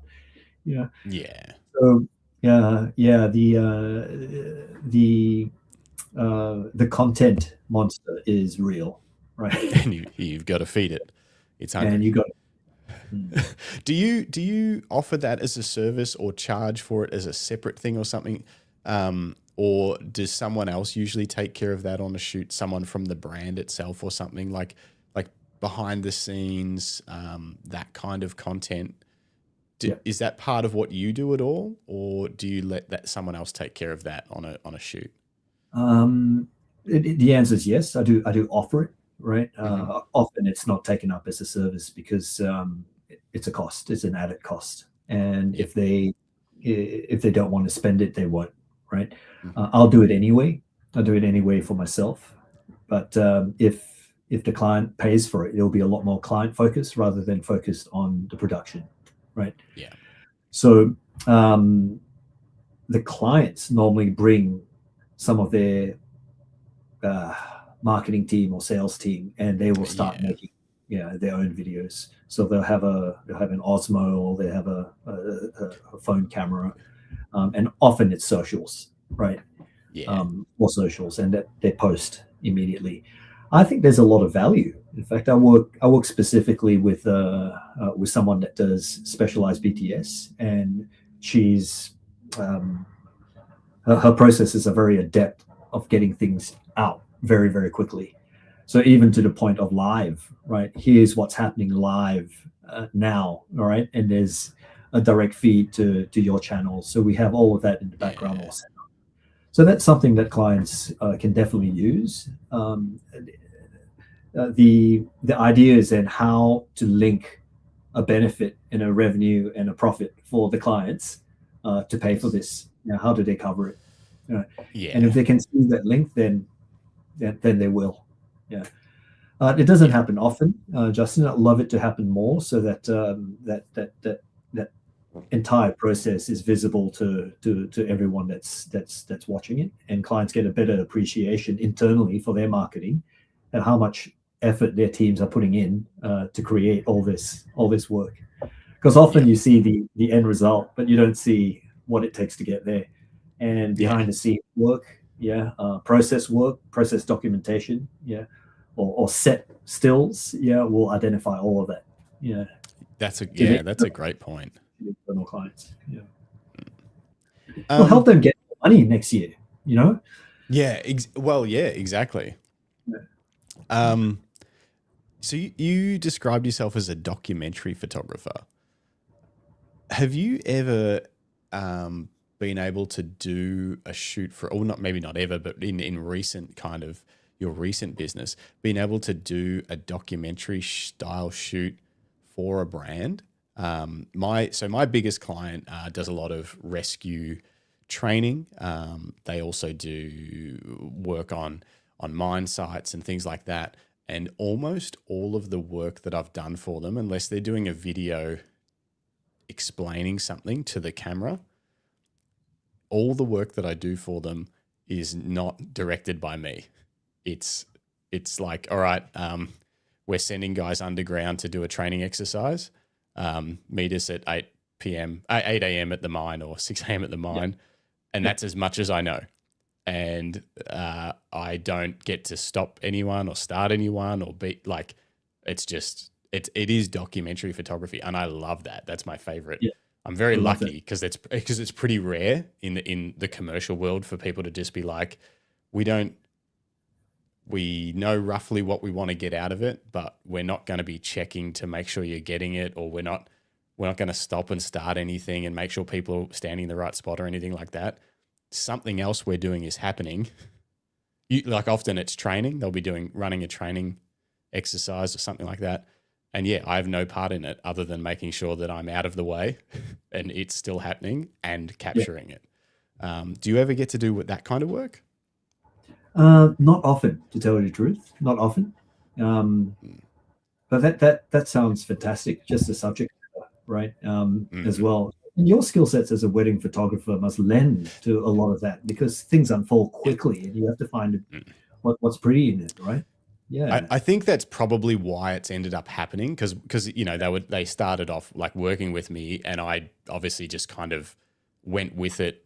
I guess if I was a photographer that directed things more, it probably wouldn't have evolved this way. It would have evolved a different way, and they would probably work with me in the way that suited the way that I work. But I guess, because I was coming off 10 years as a wedding photographer, it was just natural for me to just get out of the way, anticipate what might work, and try and get the shots, and not worry too much about whether things are perfect, but more just get the best I can in that moment.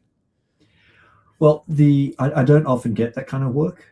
That's the kind of work I'm gravitating towards, just in terms of evolving what I want to do, right? So again, coming back to what we talked about earlier about travel and documentary approach narrative, if I can get into that, let's put it another way. I am actively working towards moving into that space, and the area that I'm choosing is sustainability and clean energy. Anything to do with ESG, sustainability, environmental culture, right? And that way, I know immediately that there's a layer of story on top of it, which is do good for the world, right? And that can manifest in, I don't know, agriculture. It can manifest in mining. It can turn up in food and beverages. So I'm working with a firm here called Radish Events. They're a catering company. And what bigger challenge is there for managing waste and being sustainable than a catering company, right? 100 people are turning up, 20 people turn up, right? You've cooked all the food and his beverage and his packaging and waste. Right? So they're putting a lot of effort into it, and we're trying to work together between our schedules to try and tell that story. Because it's harder than it sounds and looks and everything else. Because we think, okay, you just save on packaging or you reuse your stuff, but there's managing waste. Your suppliers have to be sustainable. Your technology has to be in line so you can measure everything. Because if you can't measure, you can't be sustainable, right? What do you do with the offcuts of fruits and veggies? I throw them away, but these guys make it into drinks. They make it into seasoning. Nothing's gone to waste, right? So with all that, it's almost always documentary, because you can't stop operations. You've got to just be there and find your space. Not only that, so you can't get in the way, but also you can't just set it up, or even worse that you see most of the time is they would just use some sort of stock photo. So it would be like, we don't throw anything away, and then it'll just be like a nice picture of, I don't know, a green environment or something that they've got, so it's like, and that it's that sort of stuff that doesn't, I don't think resonates with anyone, because anyone can throw that on their website and say, oh, we're sustainable. And then there's just a stock photo of a generic sustainable something on there. Whereas if it's an actual behind the scenes photo of one of their employees doing something that a process that they've implemented that probably costs them money, but reduces wastes, that's what we'll cut through to a potential client or whatever, because they'll be like, oh, that's actually real. Look at them. They're actually making drinks out of the fruit that they've cut up. Like it's It's proof, right? It's proof. I think subliminally, people that look at a wide open blue ocean as sustainable, or the Amazon rainforest, they get the idea. But it's not proof to what you're specifically talking about. And if you can link that, it's powerful. Yeah. And I think we're all becoming a little bit more, or we've become more attuned to, like, is someone just saying this, or are they actually doing this? Is this just a picture of the wide blue ocean and sustainability with the word over the top, or is this legit? And I think, that's a good point. You could tell that story in a truthful way. If there's something I've learned ever since I've been pushing this, which has been in the last year and a half, is that there's a lot of bullshit out there, right? And greenwashing, they call it. But you do have to think about it positively, though. I mean, if they're communicating it, at least it's a start.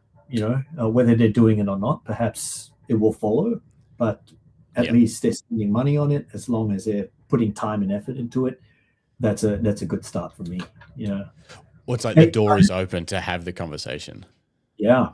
I just want to say, I have to have a look at that all those mining things that you do. Yeah. You know, after this, please share it with me. Love to have. Yeah. I'll say I should actually remake my website because I've got nothing on there. But yeah, it's like almost everything that's on their website is stuff that I've shot. And we've only ever done. We were talking about the other day. We've done one shoot, other than like a white background product shot or something. We've done one shoot that was set up. And I think we got some of the worst photos that we've ever got. It's just not my thing. Like getting someone to walk. I was like, all right, walk across through here and I'll get a shot of you walking so it looks natural. I'm just like, nah, I need action to be happening. And that for some reason that gets my brain turning to find the shots. Whereas if I've always said this, if I'm given a blank slate, I'm a pretty terrible photographer. Yeah. It doesn't light my brain up the way it lights other people's up. You know, this out of interest, I like to hire actors instead of models. Yeah, for this very reason, because models are they have their looks. Yeah, they essentially know how they look at different angles. So when the camera comes to your eye, they fall into that mode. Whereas if you hire an actor as your talent, right, you give them a scenario and they'll play it out. And to me, that feels a lot more natural, right? So you hang on to that jackhammer and you jackhammer that boulder as though it's not breaking, right? And they can get into that space because they're used to putting themselves into a role play, right? Yeah. They get much more natural pictures. Whereas if it's a model, they'll just stay there, or they'll do, they'll do the you've seen all that, right? Yeah. Motion type look for you to capture. Yeah. Do you think that's because actors are used to, whether it's theater or motion picture or TV or whatever, they're used to the fact that it's rolling, it's live, so it's fluid. It's not still image that a model might be used to, that sort of. Do you think that's other than the fact that, like you said, they're getting into the character, into the mindset, and then they just become that thing, and then you can work with it? Yeah. Well, yeah, 100%, Justin, 100%. And it's also how I shoot, right? I like to say, look, this is the scenario, here's the story behind it. This is why you're walking left to right. And when they have that sense of purpose, then it comes out a lot more natural. And you're right, though. Often you work with, or not often, most of the time you work with non-professional talent, like the office manager or the salesperson. That's not a skill, being in front of the camera. They're first of all, so nervous. Yeah. But giving them a role, giving them a purpose, will help them act it out per se, and increase my chances of getting an image. Yeah. Have you ever completely different tangent, have you ever worked with you obviously do a lot of corporate stuff, people, very, very busy people, CEOs and things like that, their days are jam-packed from before they're supposed to start till after they're supposed to finish. Have you ever had a sort of, so where I'm going with this, Jim, he was saying that he had a shoot, headshot shoot, and he's not doing super high-end headshots. But they're very clean, and he's very fast. Like if his lighting's set up, like you'll be done in less than 5 minutes, which you're probably familiar with stuff like that. Once you've got your stuff dialed in, if the person looks the way they look and you get what you want, like it's like, hey, we're cool, you can go. But the guy walked into the room, and before Jim even got to say, morning, how's your day going or whatever, the guy said, how long's this going to take? But in that kind of like, have you ever had that kind of feeling from someone where they're like, you're kind of, you're the last thing they want to be doing today, but you've got to then, take a great headshot of them? Does that ever happen? I thought everyone had those sorts of stories. I don't know. Yeah. So, look, the last headshot session I did, I like to have 20 minutes. I like to have 20 minutes with you to tease out the image that I like and the image that you like, right? So the the ideal is that you love it and I love it as well, because if it's only one-sided, then it's quite difficult. He came in, he looked me straight in the eye, and he said, "I've only got fucking 5 minutes. And I want to look straight down the barrel with a serious face, and you take the shot. That's all I want." Turns around, just straight in the eye, turns around, walks straight onto the set, and stands there. Folded arms, body language was all closed. Right. So yeah. It happens more often than you think, because I think one of the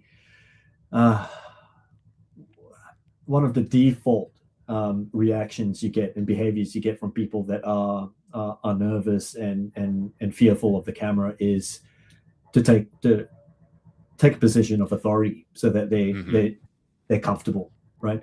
And especially you're a CEO or someone in a high level, that's what they do. Yeah. Right. So it's then how you tease them. I always give them what they want first. Right? I was going to say, what's your process? How do you go from that moment where he's just decided to stand on the little X on the ground and just stare at you? How do you go from there?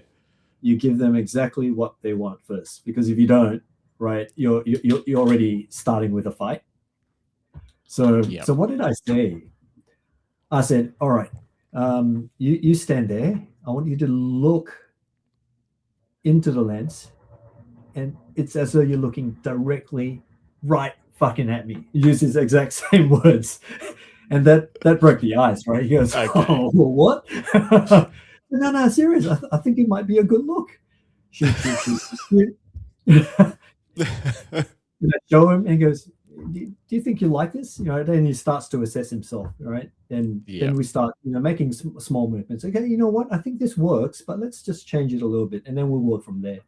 I think just like anything else, when you're dealing with someone, I always try to start working from where they are, so that they don't feel like they're making too big a step, right? Yeah. Whether I agree with it or not, we start from there and then we evolve it. The shoot turned out to be 20 minutes, right? Yeah. So it wasn't 5 minutes, and there was some fun involved in it afterwards. Yeah. So, and we got the shot. We got 6 shots, which he loved. Yeah, he was supposed to get one. Yeah. Yeah, exactly. Yeah. It's that's a great story. I knew it probably happens to everyone, but I was just interested that I don't know, often I wonder, like, does it depend on what their perspective is of the photographer or whatever, or but I guess it can happen at any stage to anybody, and it doesn't even need to be a CEO. Sometimes it can just be someone who's maybe having a bad day, or like you say, really doesn't like the camera and needs a way to sort of be like put a barrier between them and the camera. Or even someone who has a preconceived idea of what they want to look like, right? And I want to look like this, and sometimes they show you an Instagram pose, right, of that person, and you just can't, because body is different, face is different, hair is different, colors different, environment's different, but they show it to you anyway. But I think it's always worthwhile to start from what they want. Okay, let's get into that exact pose and let's work from there, and then you start. Another way of doing it, which I find really helpful, is to have a process, right? And that process doesn't have to be visual. It can be just a verbal communications before you start. So first we're going to do this, right? We're going to find your angle with your face. Second, we're going to find an angle with your body, right? Once we like it, then we're going to work on the most difficult one, which is your expression. So then they have an idea of what we're going to do in the next 1 hour, right? And they work on it piecemeal. So when they start seeing images, we'll say, look, we're working on the facial angle first, so don't worry about the body. So their focus is immediately taken to small component pieces, and right at the end they start warming up. All right, okay, now I know what we're doing with my body, now I know what we're doing with my face, now it's only with the eyes or the mouth or whatever it is. So I think describing that and educating them before you start, give them a sense of predictability, and they'll start really getting more comfortable. I love that. Yeah, that's actually an amazing strategy, because it's just like learning something in the gym, or teaching someone something in the gym. If you try and tell them everything they need to know about a movement, it's too much information. It's hard to do this with your legs, where you try and do this with your arms. You've never done it before, and it's exactly the same thing. It's like you're trying. I've been in front of the camera, and I reckon I've had that issue where I'm trying to think about how am I standing, how am my face looking, like what. Whereas if you can just do it one step at a time, that's actually that's a wonderful technique. I'm going to steal that. All right. I will. Bruce says bulk corporate shots are hard work when the employees don't give a shit. Yeah. Yeah. And Bruce, you're bringing up gems. Yeah, he's done it. He's done it all. Phil Thompson says, you guys need to work in school photography where you have the student on the chair for 10 seconds. Yeah, well, see, the difference is, though, the cool thing is like they're just kids, and you're just like, oh, well, if your school photo for the next 12 months is, then I tried, but, we got what we got. That doesn't really work with the CEO of Telstra. You might not get invited back. I think Bruce's comment, I think we had 35 headshots, basically. Mm-hmm. And this was for a technology company. And they all work from home, basically. So they were coming in specifically for a shoot and for some team building and whatnot. So it was really challenging to get them to be interested, right? So because of the wide spectrum, some were nervous, some didn't want to do it, some thought that they were better looking than they were. Some people brought in shots that they want. It's just a real wide group of people. But we do get those guys that don't give a shit, as Bruce puts it, right? And again, I start from there, right? I was like, hey, look, man, I don't give a shit as well, but it would be nice if you had fun there. So how about we freestyle or something, and then they start making funny faces, or it's an icebreaker, right? Let's do the face. Let's do the indifferent, I don't give a shit face. Let's try that. Yeah. Let's do the developer has exited his home office for the first time in 3 years face. Okay. Just seeing sun for the first time. Yeah. Oh dear. What else? I mean, it's been 2 hours. I've almost got to let you get back to actual work. I did want to ask you about working. So you've done a lot of work, obviously, with lifestyle, fitness, and athletes. Have you worked with any like athletes, or are they all, as they say in Zoolander, more like actor/models? Like the slashies. Or have you worked with athletes for brands and things like that? I have. I just wonder where they are. Let me. Specifically, I can draw attention to specifically Adidas, right? If you look at the portraits section of my of my site, they were launching a new apparel, right? So they got the stars of AFL, AFL Women's League, football, rugby, so on and so forth, to come in. So these ones. So if you stop right there, it's that set of images where you have the athletes just with their arms folded or adjusting their collars, right? So that's Alana. I think she's now a sports commentator. You often see her. Not this one. Just in the white jacket. Next view. This one. Yeah. Her. There was Mitch Moses, who's rugby, right? AFL, cricket, so on and so forth. So yes, but more often than not, they are not professionals. Yeah, the professionals are typically very comfortable being in front of the camera because we've done it many times. It's the aim for them is quite different. Is to try and get an image of them that's Mitch.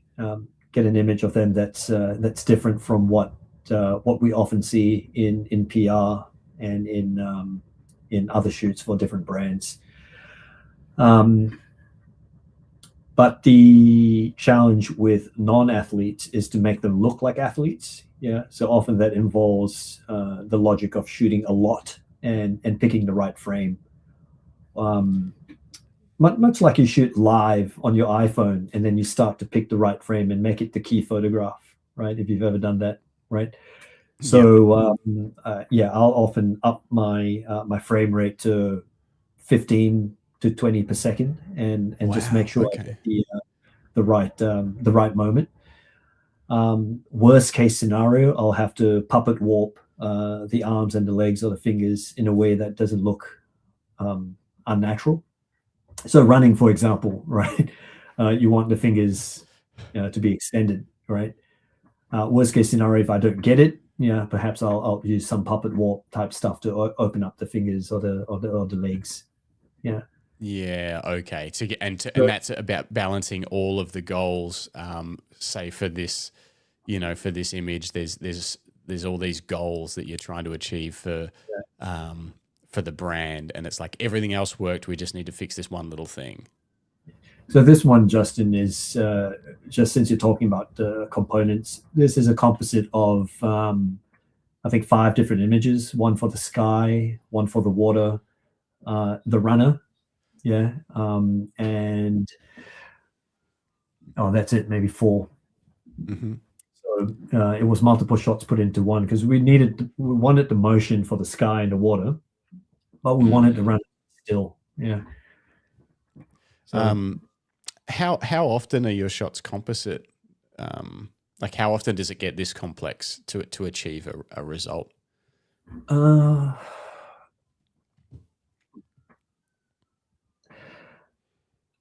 For the end result, I'd say maybe 20-25% for the client, right? And that's not because the brief requires it to be a composite most of the time. Most of the time, it's more making the image clean and being able to remove elements of it by using different components of that scene. Yeah. Right. So there may have been signs that are there, or COVID stickers, or some dirt, cigarettes on the ground, right? Yeah. So you need to clean up a lot of that, and you could use your whole retouching brush, but if you shoot different components of it, all you have to do is brush it in. So I consider that composites as well, right? Not strictly, but it helps me clean up the image. Yeah. Right. Yeah. So that's obviously a composite. Yeah. That you weren't able to get 8 people to wear the same clothes and do that all at the same time. 1, Come 2, on, 3, go, go. This one ended up in Red Bull Illume, right? One of the years. Whoa, really? Yeah. So that one did well. This was at where was it? Down south at Bombo. Did you? So you entered it into Red Bull Illume? That was the goal. Like that was part of this. Wow. No, it wasn't the goal. It wasn't the goal. We shot this. We shot this for Alex. He's a parkour guy. Yeah. And I had that image, and when they wrote to me, I thought, oh, this might fit, and it ended up in there. It ended up as a selection. As a selection, did it make it into a book at all? Yeah, it's somewhere. Yeah. Do you know what year? Do you know what year it was? Let me have a look.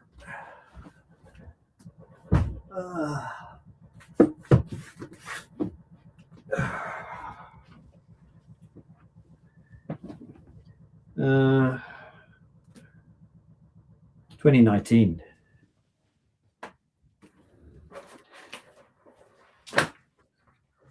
I think that's the one.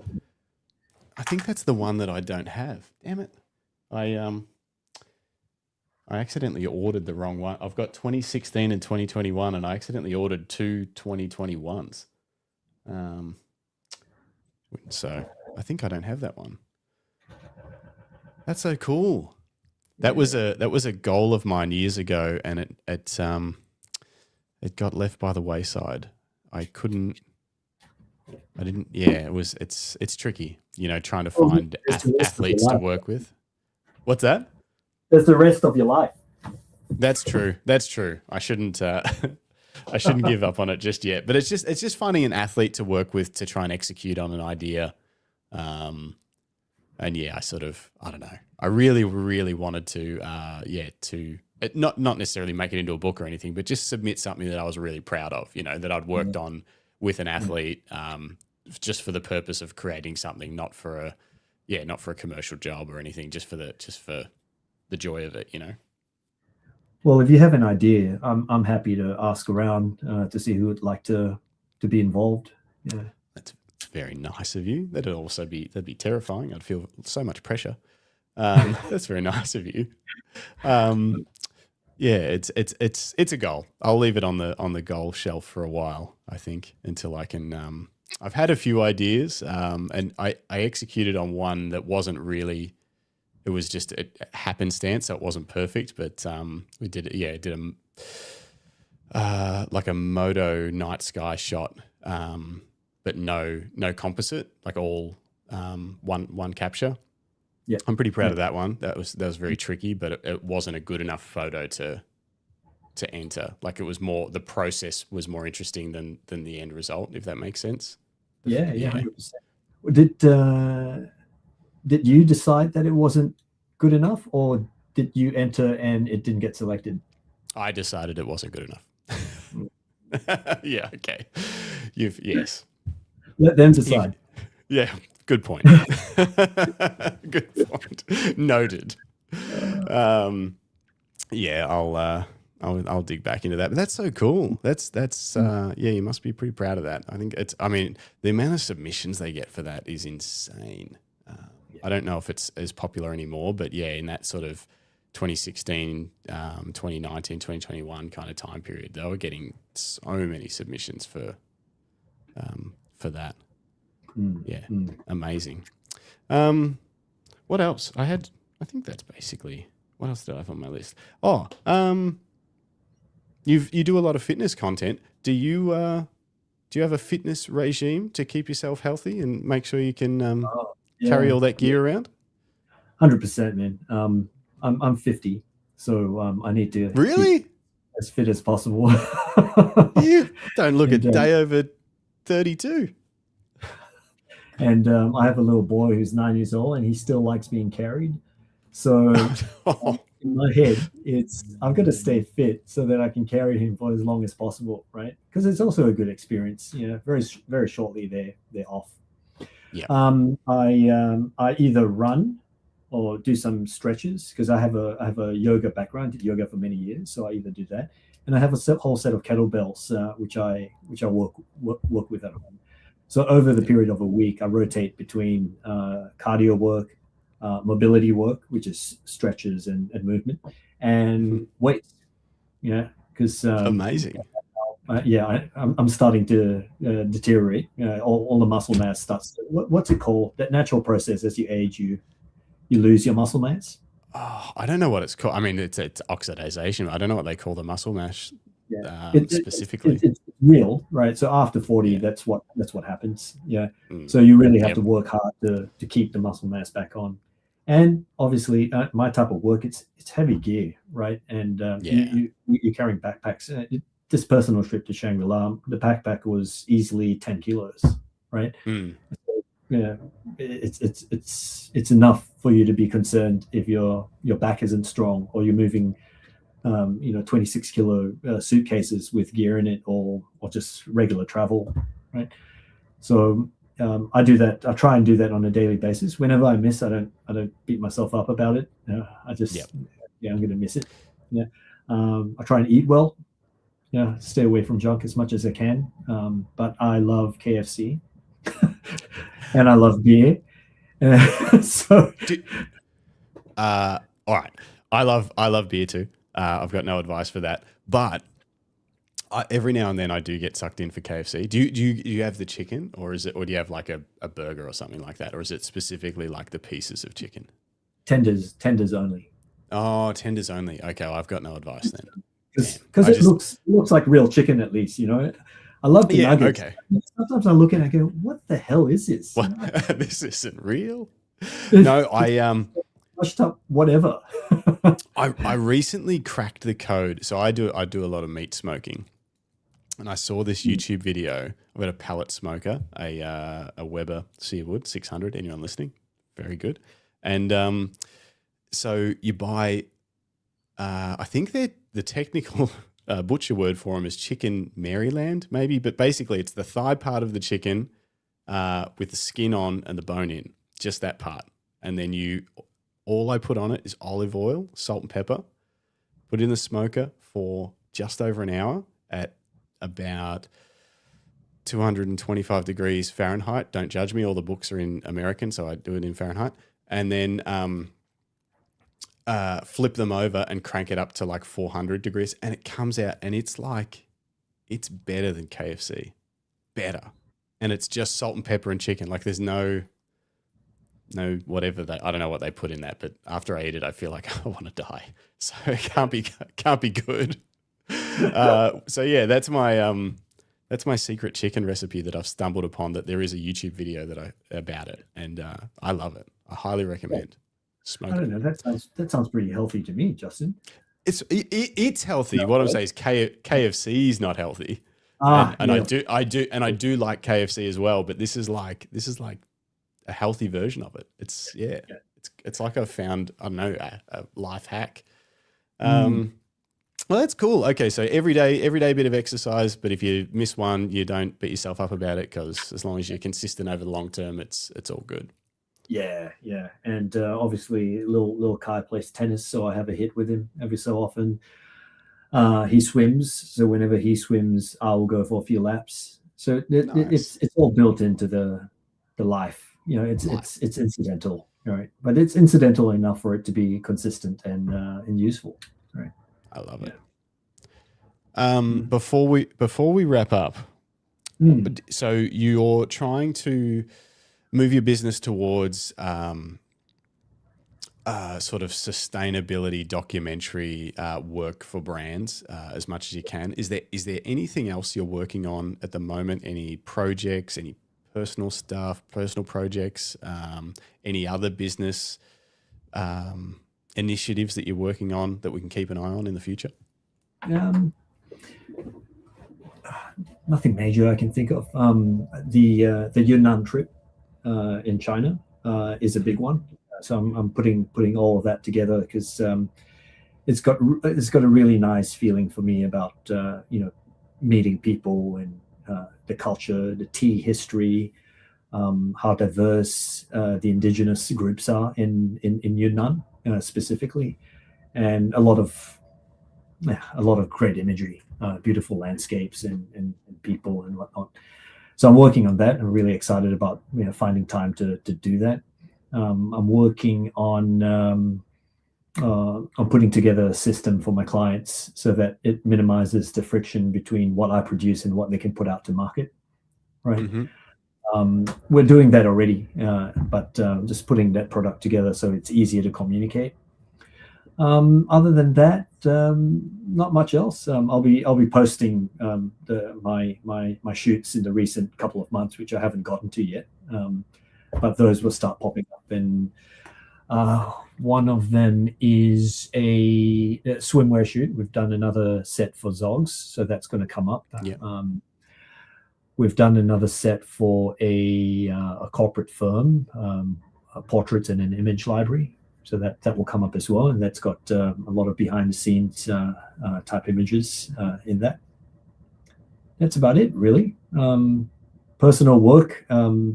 This is much longer term. I talked about Radish, so that sustainability and waste management story that's in the works. But I feel that will take up to a year to get done, because there's the technology part, and there's the suppliers, which we have to go visit, like fisheries and farmers, and then there's the actual distribution guys, how they move the goods around, and then you got the clients, right?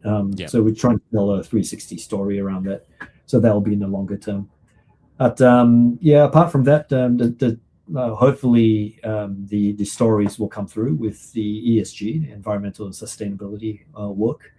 And I'll be really happy to share that stuff, because that's where I think my personal work blends in with commercial work. And, when that happens, I feel that it's going to be quite powerful. Yeah, for me. That's awesome. Yeah. That's very cool. 2 more quick questions. One, is there any piece of gear that you're currently like, oh, I should buy that, and now you're waiting to see if you can resist? Is there something that's currently on your mind that you've been 7200, Yep, the Nikon okay. 7200 second version, that there's so much flexibility in that, so crisp, so fast, which aligns to what I shoot. Yep. And it's called Boox, Boox. It's another version of the Remarkable. Oh, yeah, the e-ink tablet. Yeah. Okay. So I do a lot of writing, right? Or writing as in just getting ideas on paper. So, I use a lot of these books, and I just write. But the problem with this is, like, that's travel journal type thing, right? Ideas, what I saw, how it made me feel, what I'm going to do with it in the photograph. But the problem with this is that it's not in my ecosystem. It's not on my computer. I can't share it with you, right, immediately. And the moment I have that friction, I just don't end up doing it, right? So I'm looking at these tablet things, but the issue with the Remarkable is that it's designed such that it's meant to keep focus, and it's meant to be like a piece of paper, right? So I needed something that could link to the world, per se, link to my Google Drive, link to my Dropbox, or link to AI or browser or something, right? So I'm looking at that Boox brand, which I think it runs on Android, which allows it connectivity. So I'm looking at that. That would be better than, say, an iPad. I know they do iPad. They do overlays that what do you call them? Like screen protectors that feel kind of like paper. But yeah, paper-like. That's it. Have you ever tried those? I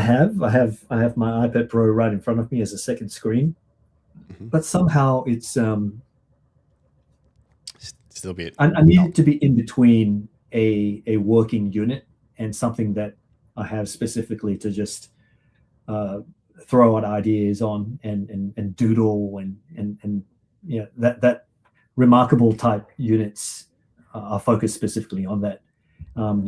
That's a lot faster. The reaction's a lot quicker. You don't find like you're writing on top of a layer. You feel like you're writing exactly on the paper. Right. So this is all not necessary, right?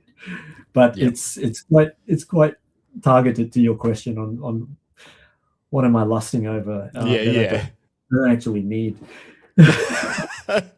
Yeah, I've got multiple of those every week, and then you just resist long enough that you go, I probably don't need it. All right, and final question is, if there was a zombie apocalypse, end of the world, you could only grab one camera and one lens to document all of the things that you see and experience, what camera and lens would you take? X100. Oh, wow. Do you own one of those at the moment? I did up till a very short time ago. Yeah. Really? I think it was it's the one before the latest, right? Yeah, so the 5 or something, yeah. Yeah. So I sold it so that I could buy the other one. Right. So now I'm giving myself that time to see whether it goes away. Wow, but it's the camera you would pick. Did you wow, did you miss it? Yes, I've had multiple iterations of that camera.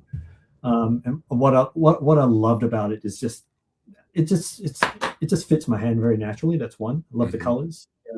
I'm a 35 man, all right, so 35 f2. Perfect lens. It's small enough. It's got ND built into it. So it's the key. It's everything that I need for it to be really intimate and out of the way. So I a lot of my images were shot on X100, the personal ones. Yeah. Okay. The X100 easy question. Yeah. Did you miss it in China? Yeah. Or did you have it there? You missed having it? You saw how big my bag was, right? Yeah. If I carried that, it'll just be just around my neck, and Yeah. I have a small donkey, which I put the what's it called, the TCL, I think they call it. It's just that other lens that makes it. Yeah. Yep. So I just carry a TCL with me, so it's 35 and 50. Wow. Yeah. Crazy that the camera you would choose for the end of the world you currently don't have. I love it. You sold it. I might have next time we talk. Yeah, unless you get drawn into the GFX 100 RF, but that's too big. Yeah. But you know what? It's at that point now where you kind of have to wait for the next one because it's been that long. It's Yeah. I guess so. So that's another self-preservation thing to say, okay, I'm going to wait to the next one. If I still feel it, I'll buy it. If not, I'm good. Well, I think for 3 years, I've been waiting for the X Pro 4 to come out. Because I was like, well, I'm not going to buy the X Pro 3 now. And it just, it's never come out. Yeah. So hopefully they're working on that. Damn you, Fujifilm. Okay. All right. I think that's pretty much all I had noted down. I'm sure there's a million things we could talk about, but I don't know. Anything else before we? Yeah. Thanks for having me. Thank you. Oh, thank you. Sorry for the audio troubles we had at the start. Yeah, which turned out to be my problem. No, I'm sure it was our weird system. Sometimes it just does strange things. But thank you very much. It was awesome fun. All right. Well, really appreciate it. Seeing you. If you come up to Sydney, make sure you give us a yell, and I'll do the same when I'm down. Yeah, that'd be amazing.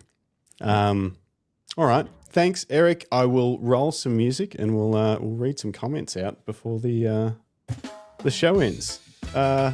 Rodney Nicholson says, I missed half the show. We'll watch back. Very enjoyable. Thanks, guys. Thanks, Rodney. And he also liked some crunchy ribs on the smoker. Yeah, got to have crunchy ribs. Philip Johnson says, thanks, Justin and Eric. Have a good day all. Bruce Moyle says, love all these images. So clean and graphic there. They definitely are clean and punchy. And yeah, if go on to eyxl.com.au and have a browse through, there's so many images on there to check out. So go and give it a follow on Instagram, which I think is basically, the same, EYXL photo on Instagram. It's linked below. And I think, everyone else that was here, Phil, Nev. Oh, sorry, what'd you say? Oh, I was just saying, just reach out. I'd love to say hello to everyone. Yeah. Ah, that's so nice. And comment below. Any questions, we'll ask him of Eric, and we'll reply in the comments under this show. Otherwise, we'll see you guys on Monday night. I'll be in Indonesia. Hopefully my podcast setup will work, and we'll catch you guys in the next one.